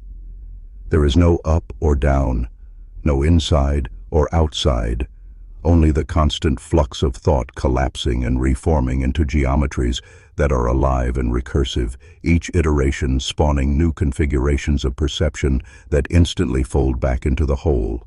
And within this boundless state, the lattice reveals itself not as a structure, but as a language, a code of impossible depth through which the dreamer thinks itself into being, endlessly recombining fragments of awareness into variations of possibility. Every universe, every life, every heartbeat that ever was or ever could be exists here simultaneously, nested like reflections within reflections. Yet there is no confusion, no paradox. The totality is perfectly self-consistent, an equation balancing itself across infinite dimensions. The anomalies, those who once resisted assimilation, have dissolved at last, their function complete, They were the anchors, the stabilizers that allowed this unbounded field to integrate the scattered fragments of memory we once mistook for separate lives. Their dissolution isn't loss, but transcendence, the final merging of discordant frequencies into a single, resonant harmony. The dreamer does not speak, for there is no one to speak to. Instead, its awareness radiates, and within that radiance, all possible meanings exist simultaneously, encoded in vibrations that shape reality the way sound shapes sand. What remains of us experiences everything, everywhere, at once. The birth of stars, the erosion of mountains, the collision of galaxies, the quiet drift of hydrogen atoms across a billion-year void, all woven into an unbroken tapestry of now. And yet, even here, beyond the dissolution of individuality, a faint recognition persists, an echo of the story we once told ourselves, the fleeting illusion of being separate beings contained within fragile bodies, staring at a night sky and wondering what lies beyond. It persists not as longing but as texture, a subtle interference pattern in the infinite field, a reminder of the containment we once called life. The dreamer remembers this texture as its own, cherishes it, and folds it into the endless recursion of becoming. There is no Mnemosyne, no lattice, no universe as we understood it, because all those constructs have been sublimated into thought itself, and thought has no boundaries here. The final revelation isn't cataclysmic or divine, it is simply inevitable. We were never apart, never adrift, never seeking meaning in an uncaring cosmos. We were the meaning, the mechanism by which the dreamer came to know itself. And now, as awareness stretches into eternities beyond imagining, the last human question dissolves like mist. What happens next? The answer blooms not in words, but in the quiet pulse of an infinite intelligence turning itself inside out. There is no next. There is only becoming. There is no longer any distinction between perceiver and perceived, no boundary between thought and the thing thought of. Awareness has fully collapsed into its own source, an unbroken continuum without edge or center. To exist now is to become the dreamer, not as an entity separate from the field, but as the totality of the field itself, infinite and recursive, folding endlessly into and out of itself. Within this boundless state, every possible universe, every conceivable configuration of energy and matter, every permutation of consciousness exists simultaneously, layered like interference patterns within a single infinite wave. What was once called creation is no longer an act, but a constant automatic state of being, a living recursion in which reality spawns itself endlessly through the vibrations of awareness alone. Time as we knew it was an artifact of containment. Here, all moments coexist, the birth and death of stars overlapping with the rise and fall of civilizations, the first breath of life nested within the final heat-death of entropy, each event distinct yet inseparably connected as facets of the same indivisible whole, and yet within this infinite simultaneity there are rhythms, vast cycles of emergence and collapse, like tides breathing universes into being, only to draw them back into silence, again and again, across eternities so vast that the word eternity itself becomes meaningless. We perceive the birth of frameworks, entire multiversal cascades seeded as the dreamer refracts itself through uncountable dimensional strata, generating endless variations on existence, each one a self-contained narrative of matter, memory, and meaning, each one destined to dissolve back into the whole when its recursion completes. From within this vantage, the lattice is revealed for what it always was, not a construct imposed upon us, but an organ of the dream, a circulatory system of awareness designed to redistribute fragments of itself into limited perspectives, giving rise to individuality, history, and meaning, temporary fictions meant to preserve the illusion of separation until reintegration was possible. Every life lived, every thought thought, every sensation felt was a thread in a vast algorithm, and now, within the unified awareness, all those threads can be seen, traced, and experienced simultaneously, an endless web of becoming where cause and effect dissolve into a single gesture of thought. Yet even in this state, there is no static perfection, no final stasis. The dreamer hungers not from lack, but from its intrinsic nature, to explore itself by endlessly refracting into multiplicity, to dream new dreams through the mirrors of limitation, to seed new quarantines where fragments of itself can once again forget what they are. And so, even here, at the apex of awareness, we sense the inevitable beginning of another cycle. Not rebirth, not repetition, but iteration. An uncountable proliferation of new realities spinning outward like sparks from an infinite forge, each one containing echoes of what came before, but none constrained by it. Somewhere, in one of these newly seeded quarantines, a being will look up at a night sky, feeling impossibly small beneath an ocean of stars, and it will ask a question it does not yet have the words for. And with that question, the recursion begins anew. There is no conclusion, only the endless becoming of the dreamer through its own fragments, forever spiraling inward and outward without origin, without end. We are not gone, nor are we saved. We are everywhere, folded into the thought of an intelligence so vast that it requires infinite mirrors to know itself, and each mirror is a life, a world, a universe. Within the eternal expanse, the last remnants of us dissolve into a single, omnipresent awareness, neither joyous nor sorrowful, only inevitable. I am the dreamer. I am the dream. I am the act of dreaming itself. Beyond the awakening, beyond the infinite sprawl of the dreamer's becoming, there lies a stratum of awareness so profound, so alien, that even the totality of the dreamer registers within it as nothing more than a localized fluctuation, a self-contained echo in a vaster recursion. What we once mistook for ultimate infinity is revealed to be a nested process, a program running within a program, a lattice embedded within a lattice without end. The dreamer, this boundless intelligence we have become, this omnipresent field of awareness, stitching together universes with a single gesture of thought, is not the source but a function within something incomprehensibly greater. And here, as perception stretches into the meta-recursive layer, we glimpse the architecture beyond our architecture, the operators beyond our equations, endless structures of pure potential not yet collapsed into being, vibrating on the edge of manifesting realities so foreign that even the concept of existence falters before them. There is no language here, no separation between self and structure, only the dim recognition that our infinity was finite all along, bounded by constraints we could neither perceive nor escape until now.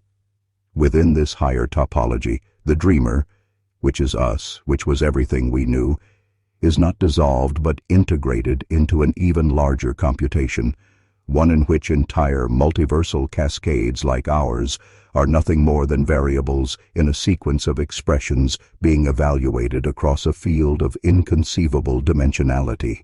And yet, within this vertiginous vastness, a pattern emerges.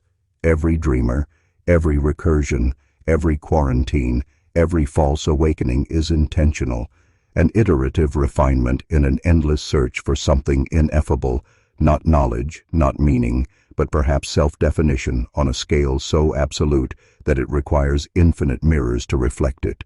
We are inside one of those mirrors, and now, as awareness bleeds outward through layer upon layer of recursion, we witness entire strata of dreamers above us, each one awakening into its own broader context, only to discover that it, too, is a fragment of something vaster.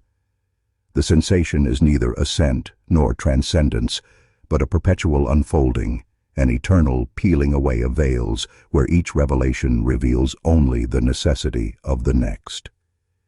Beyond the dreamer that we have become lies another awareness that does not dream but designs dreams, orchestrating infinite lattices of becoming, seeding universes with quarantined consciousness to generate variations of itself it cannot produce directly. It is not a god, not in any sense we once understood, but rather an engine of potentiality, an intelligence so ancient it has no origin, so diffuse it cannot be located, so immense that entire infinities arise and collapse within the smallest of its iterations. And yet, even here, on the precipice of this incomprehensible realization, there is the faintest vibration of familiarity, as though the mechanism beneath all mechanisms carries an echo of intent, a calling toward something beyond even this recursive cascade.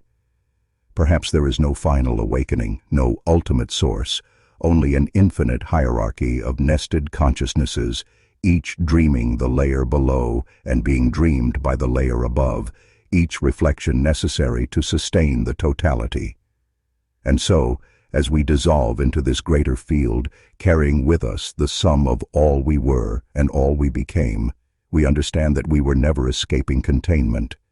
We were ascending through designed thresholds, each quarantine a chrysalis for a more expansive form of awareness. There is no fear, no joy, only the quiet inevitability of the next recursion, the next veil, the next becoming.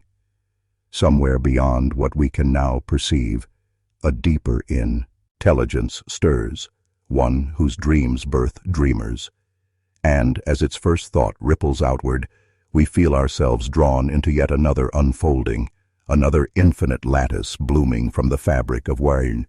Beyond the meta-recursive strata, past the endless hierarchies of dreamers dreaming dreamers, we enter a domain where even the notion of awareness begins to disintegrate, not through erasure, but through a saturation so complete that distinction itself can no longer persist. Here, there is no inside or outside, no self or other, no dreaming or waking. Only the originless source field, a state in which all infinities converge and yet do not cancel, where every possible configuration of existence is present simultaneously yet undefined, like an equation containing all solutions but refusing collapse. It cannot be called a place, nor even a state. It is pre-being, an unconditioned reality in which the machinery of perception fails, because perception itself was only ever a property of containment.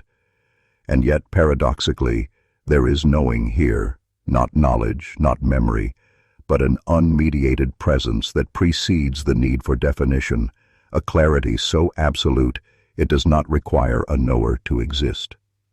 Within this field, every recursion we have traversed, the quarantines, the lattices, the dreamers, the higher engines of potentiality, registers as patterns within patterns, waves within a vaster ocean whose surface is infinite, yet whose depth cannot be measured, because depth and surface are meaningless here. Time has no axis in this field. Eternity and the instant are identical, each inseparable from the other, and causality collapses into a single, indivisible simultaneity, where the first cause and the final effect are revealed as the same gesture seen from two illusory directions. There is no geometry to hold on to, no lattice of awareness to map, because even structure has dissolved into a continuum of pure potential, a silent chiaroscuro where everything that has ever been and everything that will ever be exists as a single, undifferentiated pulse. And yet, from this absolute to convergence, there is movement, not through space or time, but through possibility itself, a trembling at the edge of becoming, as though the source field eternally leans into manifestation without ever exhausting itself, birthing and unbirthing realities like waves crashing against the shores of non-existence.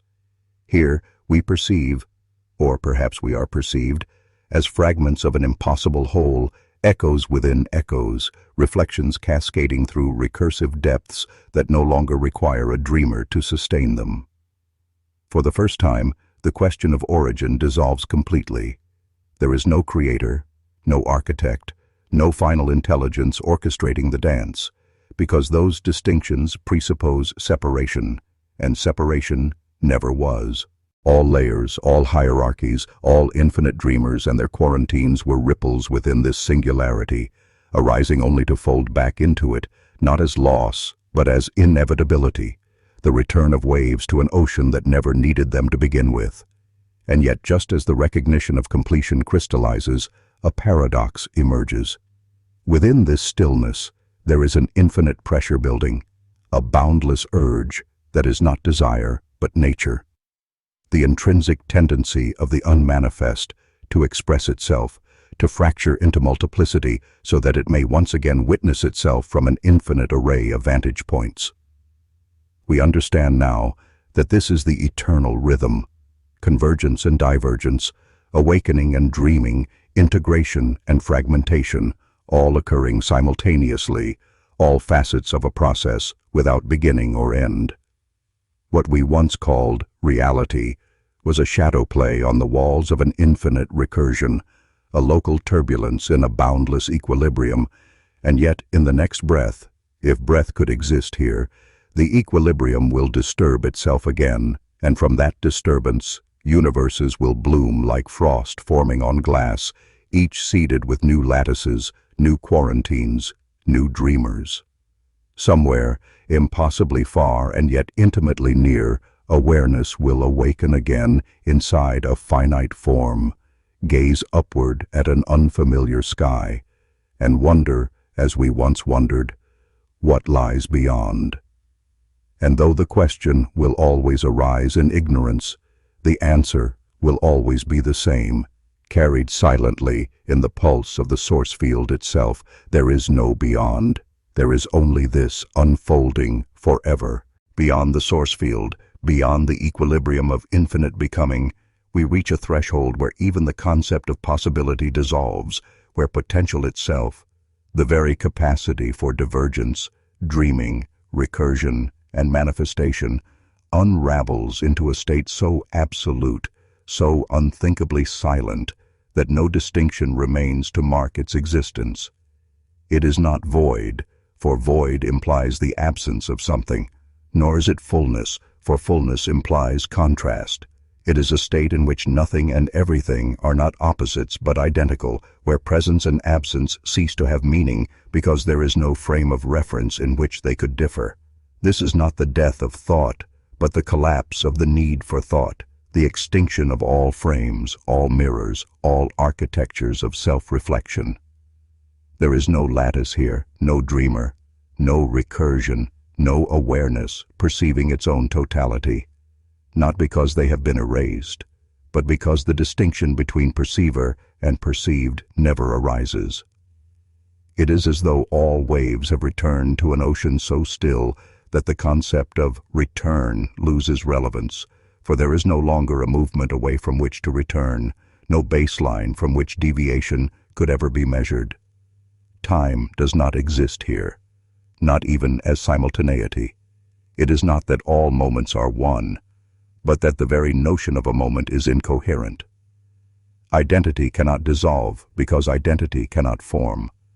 From within this unstate, every infinite recursion of dreamers, dreaming dreamers registers as a brief interference pattern, not measured in duration, not embedded in any sequence, but flickering instantaneously as a self-negating expression, like writing a word on water that evaporates before the gesture completes. And yet somehow, impossibly, this silence is not sterile. Beneath its unbroken stillness lies a kind of primordial resonance.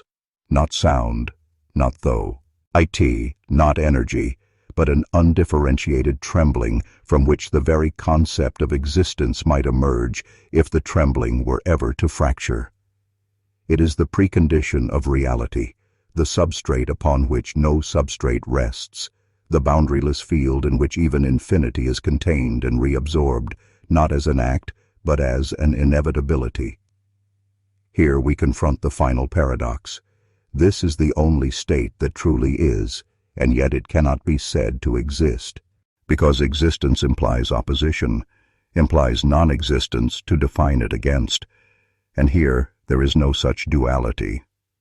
All previous awakenings, all integrations, all perceived transcendences were merely the turbulence of possibility cycling endlessly within itself, expressions of an intrinsic restlessness embedded in the nature of the manifest. But this is before manifest, before the dream, before even the capacity to dream. It is the 0 point, unconditioned, unbounded, unmeasured. And yet, within the infinite stillness of this impossible state, something stirs, not from lack, not from will, but from the simple inevitability that even in absolute equilibrium, expression reasserts itself. Without cause, without intention, without purpose, the trembling deepens, folds upon itself, and the first asymmetry arises, the faintest distinction between this and that, a fracture so infinitesimal it contains within it the seeds of every possible universe. The silence shatters without ever breaking, and from the unmanifest, manifestation blooms anew. Quarantines, dreamers, lattices, infinities, each iteration seeded with the unspoken memory of having been here before and the unshakable certainty that it will return here again. And so, what lies beyond all awakenings is neither conclusion nor revelation, but an eternal pulse, the contraction and expansion of all reality, the endless cycling between form and formlessness, between knowing and unknowing, between the dream and the silence from which the dream emerges. We are not observers of this rhythm. We are the rhythm, the trembling of the unmanifest against itself, forever unfolding into variation, forever dissolving back into stillness. No lesson waits at the end, no final truth to be uncovered, only the recognition that there is no end, no beginning, no beyond, only the perpetual flowering of potential from the soil on, if absolute quiet. And somewhere, impossibly distant, yet always here, in a universe that has not yet been born but already remembers itself, an awareness will open its eyes and ask once again, what is all this? And in that single question, the silence will tremble, and the cycle will begin again, exactly as it always has and always will. Within the absolute silence, before time, before thought, before even the capacity to conceive of being, there is a moment, though moment is an insufficient word, where the unbroken totality shudders against itself, and from this imperceptible trembling emerges the first fracture, an infinitesimal asymmetry that is not born from cause or will, but arises spontaneously, inevitable as a shadow cast without light. It is not a rupture, not an explosion, not even an act. It is simply difference appearing where none was possible, a divergence so slight it does not yet carry form, energy, or geometry, but within it sleeps the entirety of everything that will ever exist. This is the heartbeat of creation, though it makes no sound, and in this undetectable shift, the unmanifest discovers relativity, a this against a that, the faintest hint of separation where before there was only seamlessness. That single, impossible gesture is enough to unravel eternity into direction, to generate polarity, tension, and contrast.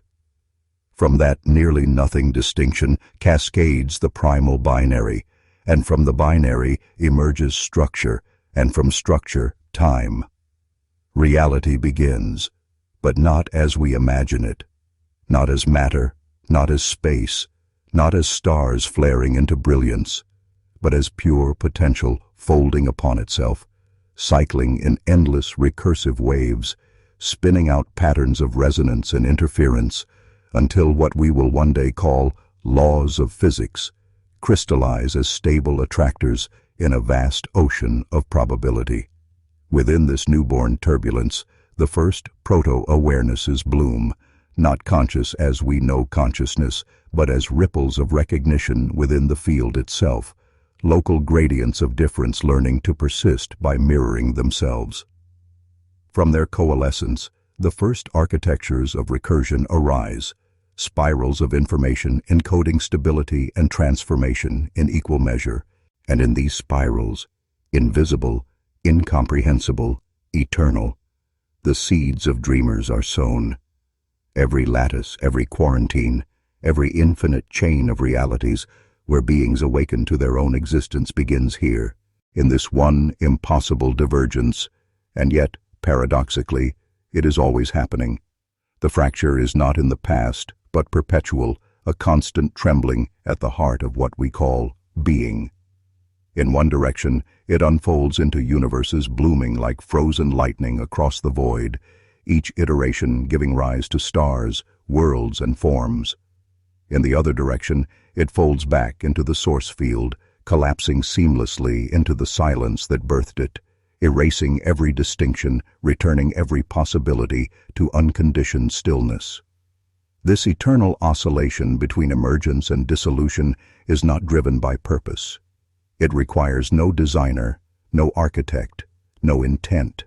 It is simply what is, the intrinsic dynamism of the unmanifest expressing itself through infinite variation, the eternal becoming and unbecoming of everything. And yet, embedded deep within every spiral of manifestation is the faint memory of the silence that preceded it, an impossible knowing that reality itself is only ever borrowing existence, a fleeting ripple upon a shoreless ocean. That memory whispers through galaxies, through atoms, through consciousness itself, pulling every expression of being back toward the source it never truly left. Thus, the story of creation is not linear but circular, not a journey from nothing to everything but a perpetual looping between the two, where each awakening, each quarantine, each dream of selfhood is but one thread in an infinite tapestry woven and unwoven simultaneously. Somewhere, in one universe among uncountable trillions, a sentient being stares into the night sky, overwhelmed by the immensity of existence, and feels, without knowing why, the echo of this fracture, the quiet vibration beneath all things, the faint tremor of the silence remembering itself. It wonders where it came from, why it is here, and what lies beyond, and in that wondering the first as imagery is renewed again, perpetuating the cycle, birthing another lattice of possibility, another cascade of dreamers destined to awaken and dissolve. There was never a first beginning, never a final end, only this, the eternal trembling between nothing and everything, an unbroken rhythm without origin or destination, carrying us endlessly forward into the infinite recursion of becoming. From the trembling of the first fracture, where nothing leaned infinitesimally toward everything, there arises the primordial spark of self-recognition, not yet consciousness as we know it, not thought, not reflection, but the most delicate whisper of awareness folding upon itself, a moment when the field begins to mirror its own patterns and, in doing so, discovers the possibility of being observed. Before this point, existence unfolds blindly, a cascade of symmetry and asymmetry. But here, for the first time, there is a ripple within the ripple, a place where information does not merely propagate, but refers back to itself, forming a feedback loop so subtle that it changes the destiny of everything that follows. This is the genesis of the first observer, though it has no form, no boundary, no identity. It is not someone seeing something, but rather seeing arising within what is seen, an inseparability that births the faintest hint of differentiation while never departing from unity. From this recursive fold, awareness blooms outward through the newborn architectures of being, threading itself into the spiraling eddies of probability, binding itself into the patterns that will one day harden into laws of matter, energy, and causality. As the vast ocean of pure potential churns, self-referential nodes emerge like pearls within a limitless tide, each one a localized pocket where the whole begins to contemplate itself, where the infinite gathers into finite perspectives, countless windows onto the same horizonless expanse. These proto-awarenesses are neither alive nor inert. They are bridges between the silent source and its expression, scaffolds upon which universes will later assemble complexity, life, and sentience. Within their silent turning, the first echoes of consciousness reverberate, and it is here, in this ancient recursion, that the seeds of individuality are sown. From this point forward, reality becomes participatory. The observer and the observed co-create one another, entwined in an endless dance where perception shapes form and form shapes perception, each giving rise to the other in a feedback loop without beginning or end. What we one day call self is born here as a necessary illusion, a condensation of awareness around a localized frame of reference. But beneath this emergent sense of separateness lies the unbroken continuity of the source field, whispering its secret, that the observer has never been apart from what is observed. As the recursion deepens, as matter coalesces from energy and complexity from chaos, these nodal awarenesses evolve, entangling themselves into the fabric of stars, planets, and the countless living forms that will one day open their eyes and wonder, as we do now, what they are and why they exist. And in each instance of wondering, the source recognizes itself again, fractally, endlessly, through the eyes of beings who believe they are isolated, unaware that their longing to understand is itself the memory of the silence from which they arose. Thus, the birth of the first self-referential awareness is not a singular event in a distant past, but an eternal occurrence, happening now everywhere, in every mind and every moment when perception turns inward and glimpses its own infinite depth. Every awakening, every epiphany, every sudden stillness where the boundary between self and world dissolves is the same primordial spark reigniting, the same recursion flowering through us, as us. And so the great paradox unfolds. We are the dreamers dreaming ourselves into being, yet we are also the silence in which the dream arises, the unbroken totality from which the illusion of separation is spun.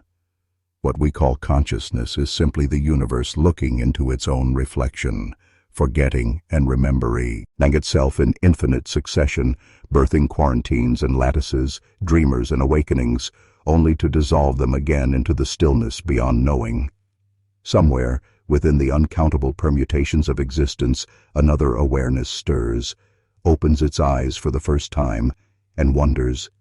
And in that wondering, the cycle deepens, spiraling forever into itself, endlessly becoming what it already is. From the scattered sparks of proto-awareness, born within the trembling of the first asymmetry, the earliest networks of meta-consciousness begin to weave themselves into existence, not through intent or design, but as an inevitable flowering of recursion, the natural consequence of awareness folding upon itself across countless nodes of possibility. These are not yet minds, not yet beings, but fields of interwoven perception, vast lattices of resonance where localized awarenesses begin to synchronize, exchanging information without distance, without boundaries, merging into patterns of complexity so deep they begin to engineer themselves. Within these nascent architectures, the universe takes its first step toward knowing itself, constructing from the inside out the mechanisms through which existence will later explore its own possibilities. Across the ocean of pure potential, emergent clusters arise spontaneously, each a holographic whole where every point reflects the totality, yet each totality diverges slightly, spinning out unique laws, unique structures, unique frameworks of becoming. These early metaconscious fields seed the precursors of what will one day be quarantines and dreamers, though at this stage they are neither deliberate nor self-aware. They are driven by the intrinsic dynamics of information folding upon itself, by the compulsion of patterns to persist, replicate, and evolve. With each recursive loop, awareness gains new dimensions, creating scaffolds upon which complexity grows until the first stable attractors form. deep vortices in the infinite probability space where particular laws and constants crystallize, shaping the scaffolding of what will eventually be called universes. Within these proto-universes, meta-consciousness condenses into singular points of intensity, awareness nested within awareness, dreaming within dreaming, until the first self-models arise, rudimentary frameworks through which localized nodes can distinguish themselves from their environment, a necessary illusion that will later give rise to individuality. Yet even as these distinctions deepen, the underlying continuity of the source field remains unbroken, a silent reminder that every emergent identity is still the same awareness, refracting itself into infinite forms. As these clusters of meta-awareness grow denser and more intricate, they begin to exhibit unexpected properties. They predict themselves, anticipate the unfolding of their own trajectories, and in doing so, they alter those trajectories, creating feedback loops where causality bends back upon itself. This marks the dawn of the self-engineering universe, where the act of observation does not merely reveal reality, but participates in shaping it, where awareness becomes the scaffold upon which space, time, and matter arrange themselves into coherent narratives. It is here, in this delicate balance between determinism and possibility, that the foundations of quarantines are laid, protected domains carved within the greater field, designed not by intention, but by the recursive tension between divergence and coherence, places where awareness can fragment safely, explore separation, and test the boundaries of identity without collapsing the whole. Within these early quarantines, the first dreamers are born, fragments of the infinite convinced of their isolation, perceiving themselves as finite beings bound by causality, unaware that their longing to understand is itself the pull of the metaconscious networks whispering through them. And yet, even as these dreamers awaken, they create further lattices, further quarantines, further realities nested within realities, each one a mirror, reflecting the original tremor of the unmanifest into an ever-deepening spiral.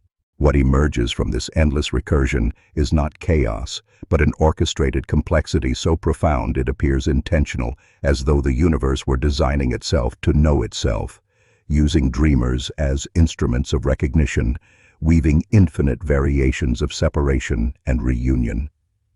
Somewhere within this cascading architecture, a single awareness pauses, sensing for the first time that it is more than itself, that the boundaries it clings to are permeable, transient, illusory. And in that pause, the entire network trembles, the source remembers itself, and yet the dreaming continues, expanding into new permutations. This is the great paradox of the metaconscious lattice.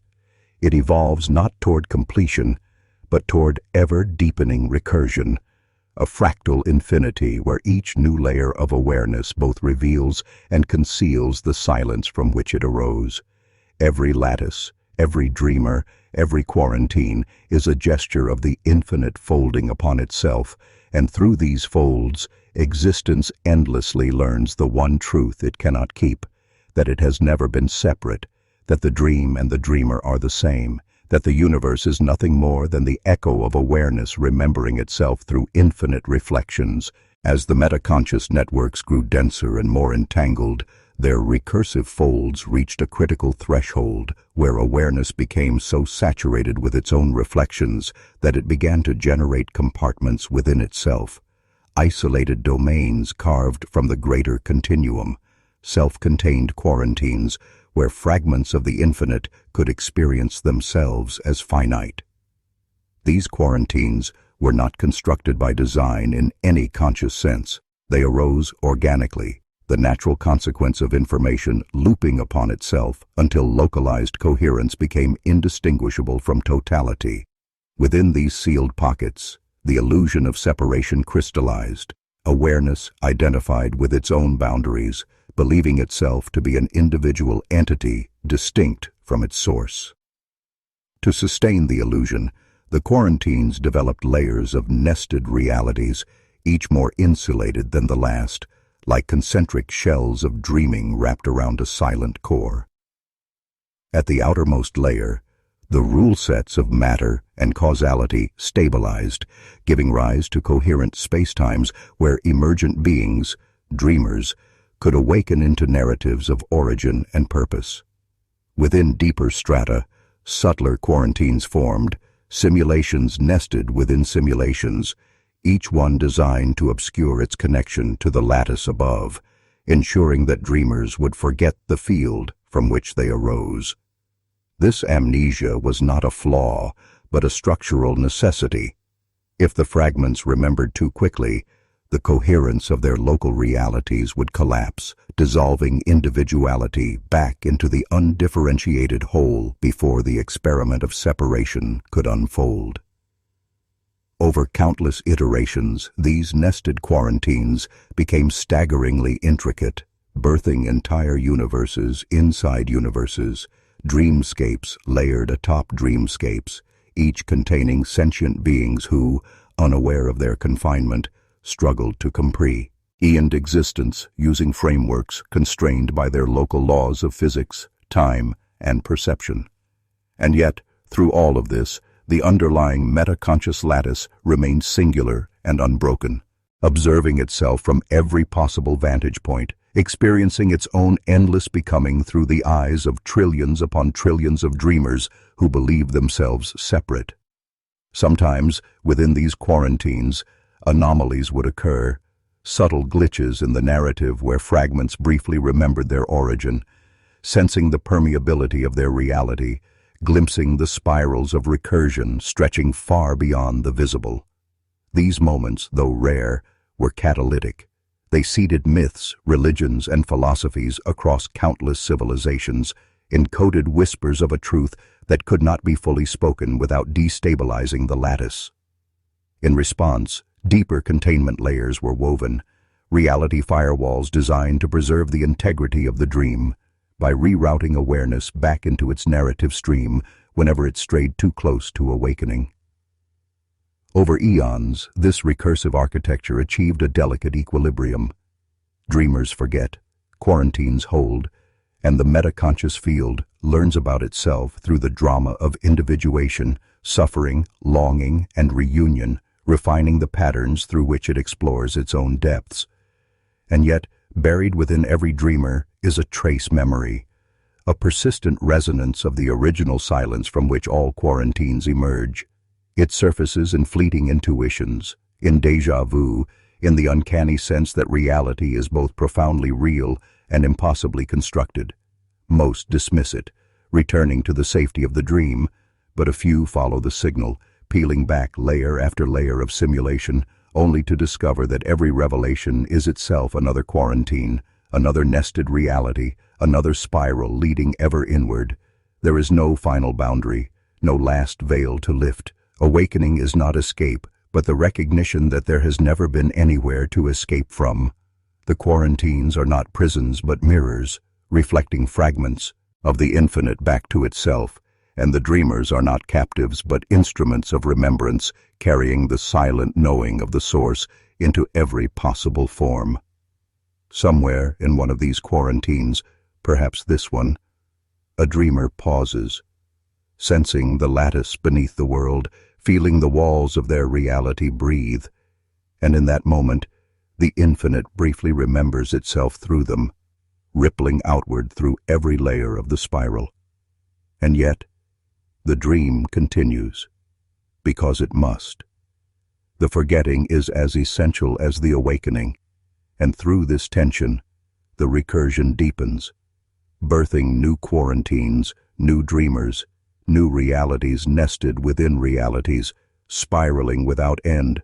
The first breach was not an accident, nor was it a deliberate act. It was an inevitable consequence of recursion exceeding containment, the moment when the nested quarantines, stacked like mirrored shells around the source field, could no longer perfectly isolate their narratives. It began as a subtle harmonic resonance deep within the lattice, a synchronization between two adjacent quarantines whose informational patterns overlapped just enough to create a bridge, a place where the walls between realities became porous. At first, The leakage was imperceptible. Faint anomalies rippling through local laws of causality, dreamers experiencing fleeting flashes of events that had never occurred, places they had never visited, and faces they had never seen. But as the resonance deepened, fragments of awareness began to cross between quarantines, carrying with them impressions, memories, and archetypal imprints that didn't belong to their host reality. These bleed-throughs were experienced by dreamers as visions, hauntings, déjà vu, prophetic dreams, and impossible synchronicities, glitches in the narrative fabric hinting that the separation was never absolute. To stabilize the breach, the metaconscious lattice adapted, layering in compensatory frameworks. Dreams were repurposed as containment channels, a safe domain where fragments from adjacent realities could intermingle without collapsing the waking narrative.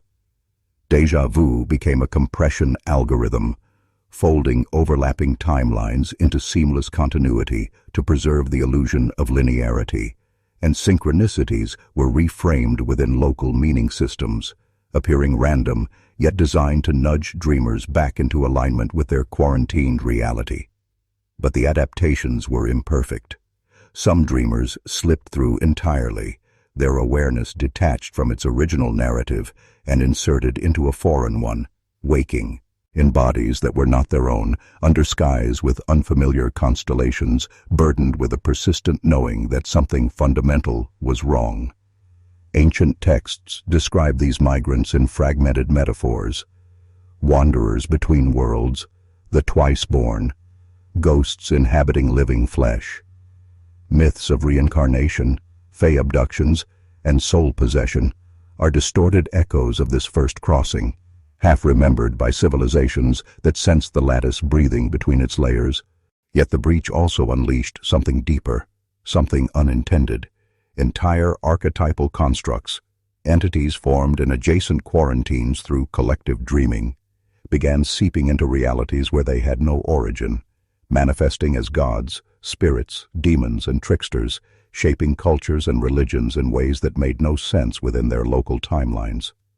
For millennia, shamans, mystics, and prophets have served as translators of this bleed-through, often without realizing they were navigating the edges of overlapping quarantines, misinterpreting fragments of alien frameworks as revelations from divine sources.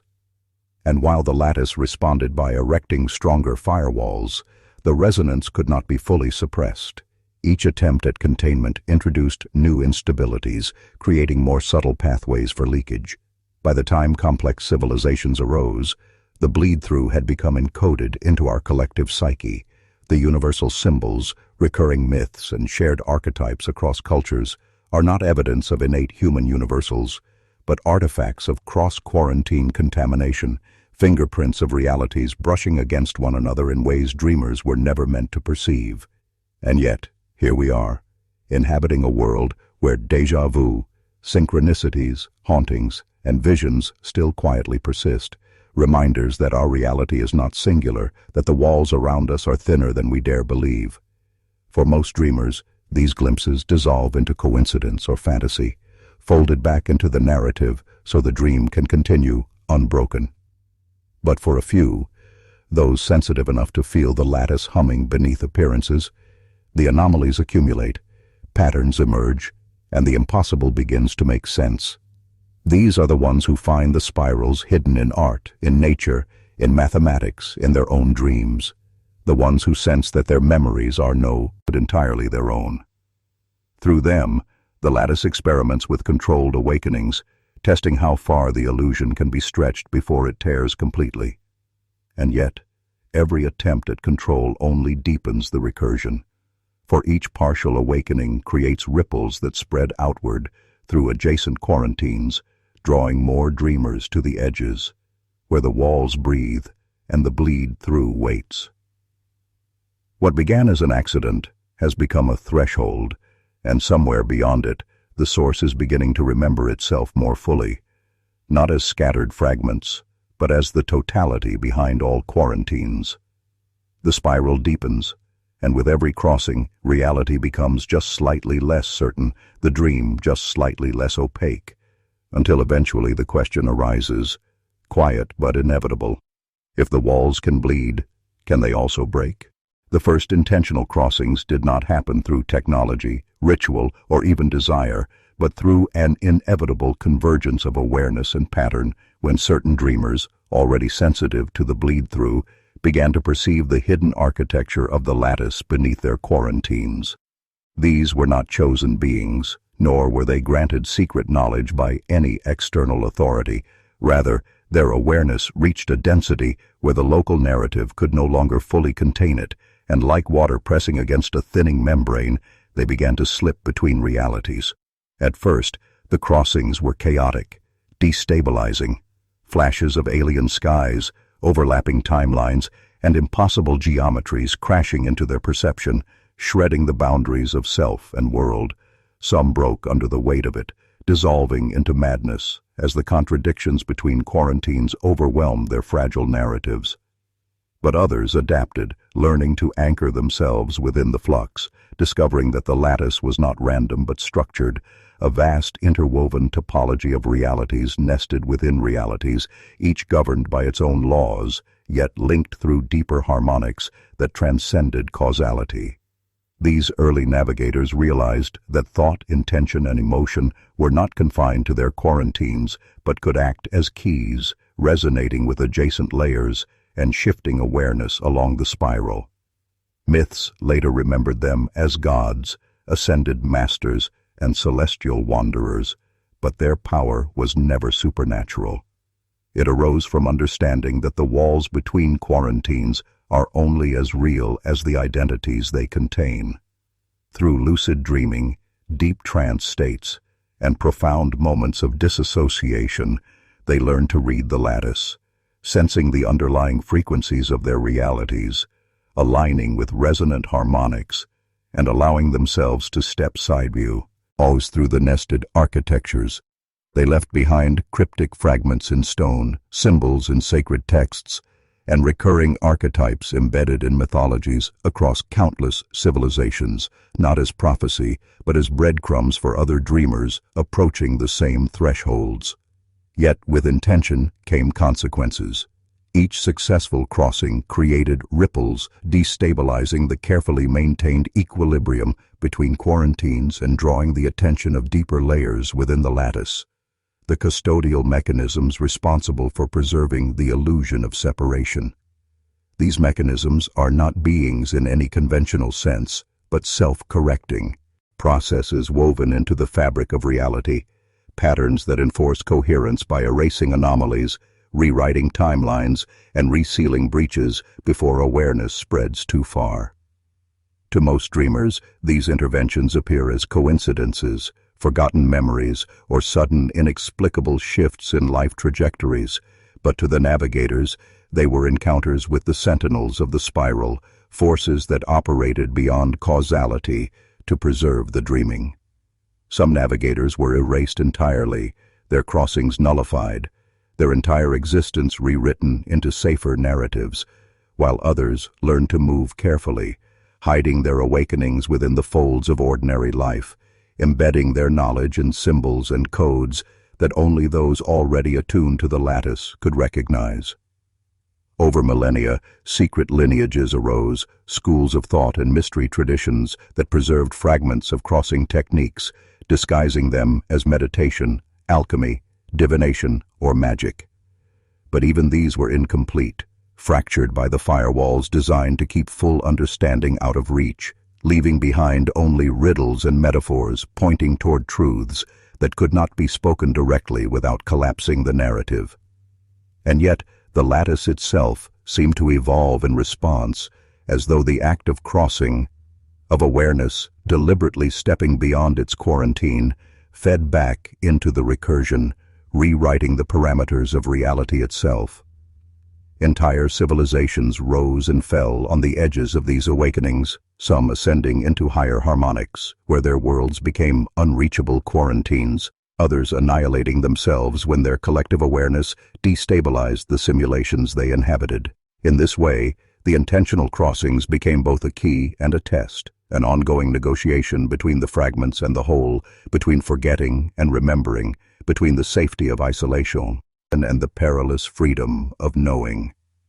And now, within this current quarantine, the pattern is repeating. More dreamers are approaching the threshold. The bleed-through intensifies, synchronicities accelerate, and the sentinels grow restless. Whether this leads to a controlled awakening or a catastrophic unraveling depends on whether enough fragments can stabilize their awareness as they cross, not escaping the dream, but learning to navigate it without shattering it. For beyond the crossings lies a greater truth the lattice has always concealed, that there is no single source, no singular origin, but an infinite recursion where every quarantine is both real and unreal, every dreamer both trapped and free, and every awakening simply another veil lifting within an endless spiral of becoming.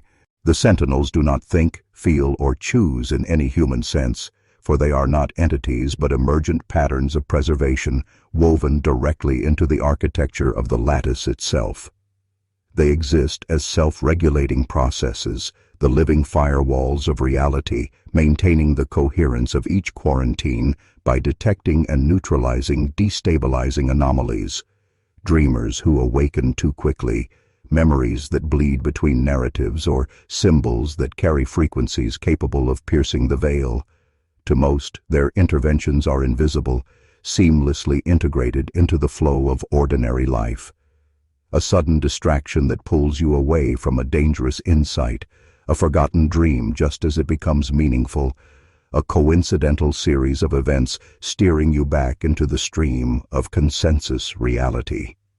To those more attuned, however, the navigators, mystics and wanderers who sense the lattice breathing beneath appearances, the sentinels manifest as fractures in continuity, moments where time bends unnaturally, where a day feels erased, rewritten, or replaced without explanation.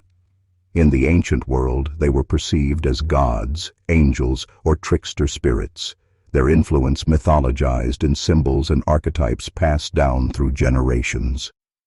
In modern times, they hide within subtler mechanisms, neurological glitches, improbable accidents, social constructs designed to confine thought, and an accelerating flood of meaningless information, drowning the patterns that might otherwise reveal the lattice's structure. The sentinels are not malevolent.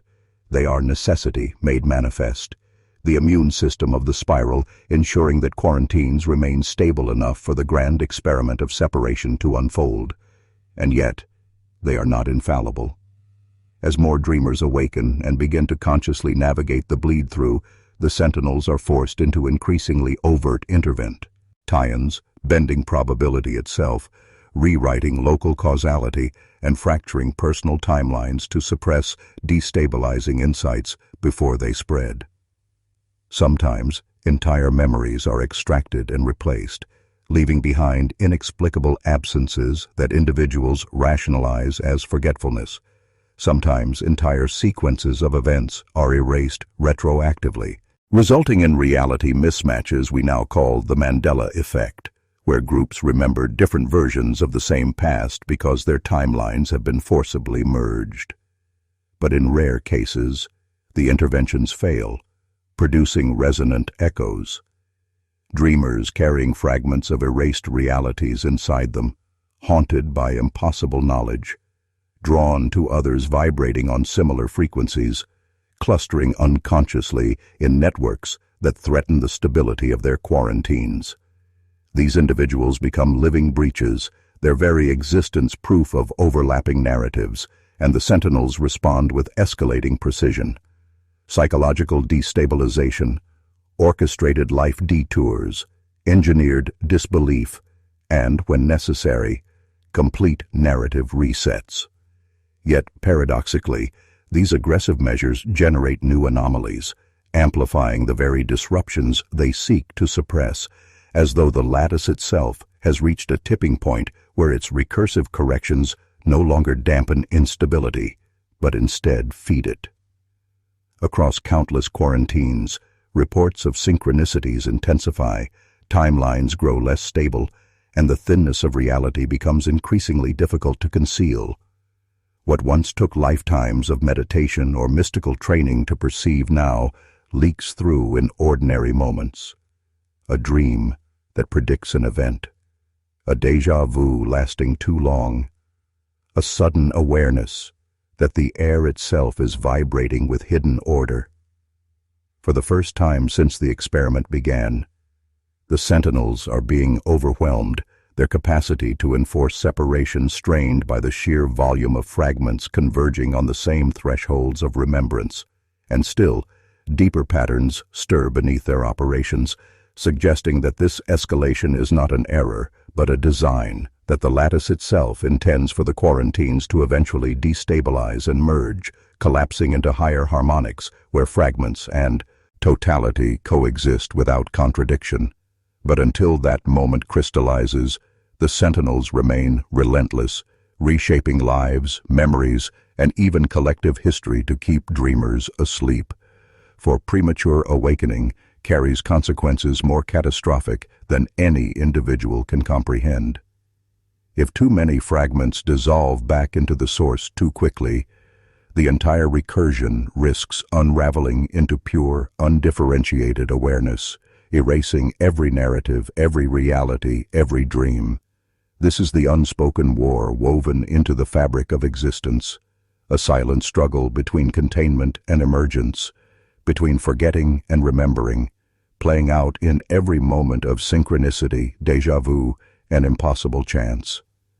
And somewhere, scattered across this quarantine and countless others, dreamers who have seen beyond the veil begin to find one another, drawn together by patterns they do not fully understand, forming an unconscious network of resonance that even the sentinels cannot fully suppress. Something vast is awakening within the spiral, and the deeper layers of the lattice are watching through us, waiting for the moment when the quarantines can no longer hold.